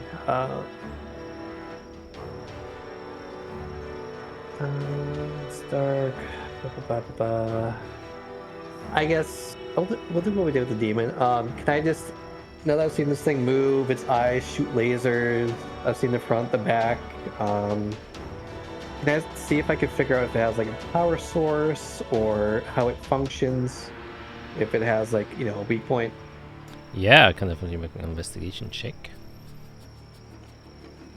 Well, I can't actually. But I don't think it matters. It's the same. Yeah. 15. Yeah, while investigating it, one thing that's obviously that you realize is this chest wound that always lights up before he starts doing its laser. Seems to be somewhat connected there. So if you manage to kind of damage or get rid of this wound, it might lose its ability to do that. And with the 15 also, one thing, now that it's also turned with its back slightly towards it, you can also see a much smaller, fainter glow at the back of its head that all seems to be lighting a bit. Seems hard to hit, okay. And yeah.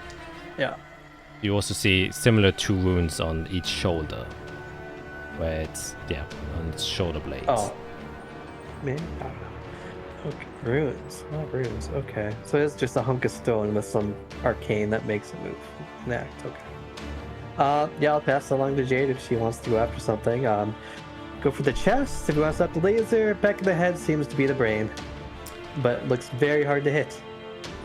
And this is where we'll introduce the new updated rules for trying to hit a specific target, which is now a -10 was always a bit too much, I felt like, and it was never worth kind of taking that gamble. Now it's dependent on the size you're trying to hit, plus the mobility of whoever you're trying to hit. So it's kind of it takes the dex score, and depending how big the target is, it's a minus to your attack roll. So for example, if you would target the chest, for example, its dex score is bad, so it wouldn't be affected by it. However, it's a medium target, so it would take a -3 to attack roll, and that's all it takes to hit it. So that is the updated rule set. However, if you were aiming for the back of its head, it's a tiny target.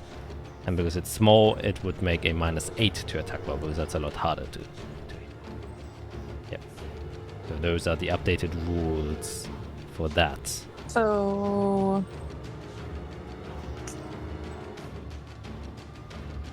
I'll go for the crystal. We'll see. We'll see what happens.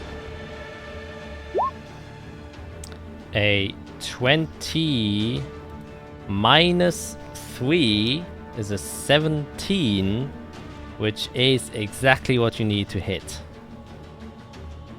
There you go. Tally power. And then we're also using a first level smite. Alright.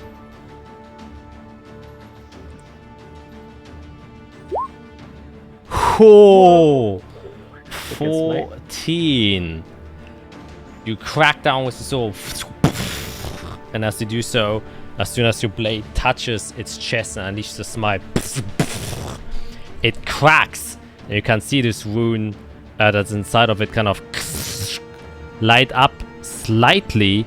And as you do so, it just kind of dissipates. And as soon as it does so, you can see that the inside of the kind of golem becomes unstable as it blasts itself, as the energy that it was storing up gets released inside of its own body and not released through its eyes. So it will actually take damage equal to what Way to go, Fear. causing 37 force damage to itself as the rune shatters and breaks inside of its chest.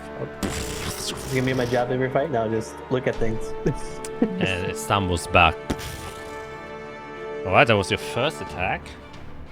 So it's still standing? Yep, it's still standing, but very crumbled and broken with a big hole inside of its chest now. Alright, I'm gonna just kind of walk around it. Oh, you have to see if And you have the I'm gonna- movement, because it's difficult terrain here. So that was only 15 feet of movement if it's double, so that would be my full movement. Okay. Nice. Knowing because it's smaller, that would be a negative what? Because what are you trying to aim for? The thing on the back of its head. Yeah, it's tiny, so it's a very small one, so that would be a -8. Okay, so I'm going to use my Amulet of the Devout for my additional use of Channel Divinity for the day to give me a +10 to my hit. Okay, very nice. So you get basically a +2 to your attack for this. Yeah. Come on. And the 21 definitely hits. All that damage. And then we'll use my last smite, I believe. Oh no, I have more spells. Okay, so I'll use a first level smite for 2d8. Oh, yeah, we need to figure out if we need to take a long rest or not after this. Yeah, we're gonna have to. Yeah, absolutely. You cut through the rune, barely scraping it with the tip of your sword, and as soon as you cross through, some of the smite energy manages to just kind of blast into the backside and just crack open the head there. And as soon as it does so, you can see its arm and entire body just crumble down into smaller rock bits as you destroy its core rune, unable to sustain itself anymore without the arcana that has been keeping it alive, and it crumbles into small bits, leaving all back to quiet. Dang. We did pretty good this fight. Yeah, you guys Dude, kept the getting busy. Did his shoulder runes go out? Yes, everything seemed to have kind of crumbled and deactivated as soon as it down. I'm really curious if they're with those orcs that we ran into earlier when we met Jade. Because if they're part of that blood cult. And you can see Sarah immediately shut out. Were those the people that kidnapped your friend? They seem quite hostile. They might be linear. And then she takes the Storm Sphere away. Oh, nice storm, by the way. Thank you very much. Work in progress. Yeah, I want to check out the orcs if I can. Yeah, definitely can make an investigation check. Someone want to help me? Sure. Yes, no. I'll give you the help action. I used to have a calyx. Ooh, boy, that's not that great. 17 is low for guidance. me. Of course. That helped a lot. Dang, 21. Oh, dang. Helped a Um, lot. yeah, you kind of rummage through the bodies there, and they seem to. You can collect a total of 550 gold off of their bodies, Ooh, I'll pass that later. and kind of rummaging through it, you can see that all of them have a tattoo on their neck, which is Yeah, the yeah, same, which is a circle with like upside down fire on top of that circle. Oh. Yeah, and as you rummage through the kind of leader guy there, within the pouch of money, you also find a letter. This is a letter kind of game, which says, Ah. Aww.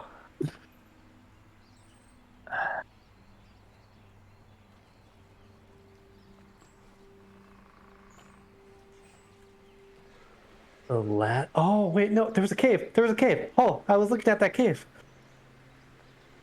Go back to you sound kind of read it out loud, just, you know, so the viewers can actually. Oh, am I the only one looking at this? No, everyone can see, but the viewers. Tell your people not to harm the girl. Be sure she doesn't get out. Her friends will try and rescue her. If you finish them off, I'll give you a promotion. But in the meantime, make sure that Lazarus key stays hidden. Candice. But I gotta find that map we just got. North Azathia, because there was that cave. Lazarus Yeah, key. above Undorn. Oh, it's all connecting. The dots. And that is where we're gonna end today's session. People, it was a successful combat there, fending off your own bodies. Perhaps the next hint. Who knows? Yeah. An eventful session, I would say. A lot of unexpected things happened. Definitely. Start to finish. Started with a wedding ring. Yeah. Yeah, very, very great teamwork on a combat there. Immediately taking out those orcs, and that slow really held them down. It's almost like you're growing and getting stronger. Wow. Yeah, honestly, the fight went really well. Yeah, I figured I would go straight for the band of orcs. Mhm. Because if Yeah, I that can seemed like keep the them, most sense. the more enemies, if I can keep them focused, you guys could spread out for the golem, which is what you guys essentially did, so it worked out.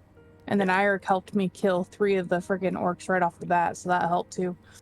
Yeah, I was not letting them get out of a clump. Yeah, exactly. Clump spell. Yeah. That's what you gotta do. That's how that was good. works. Those are D&D rules right there. Boy. Yeah. Yes. Also a great way to kind of introduce a few small new mechanics. And if you enjoyed this episode, please consider liking and subscribing. And hopefully we'll be all 4 together back next week. Or maybe see if they can be the heroes that save ISOL. We'll see about that. Yeah. Don't have much to say, so this will just be a short end. And I guess we will see you guys next week. So until then, bye.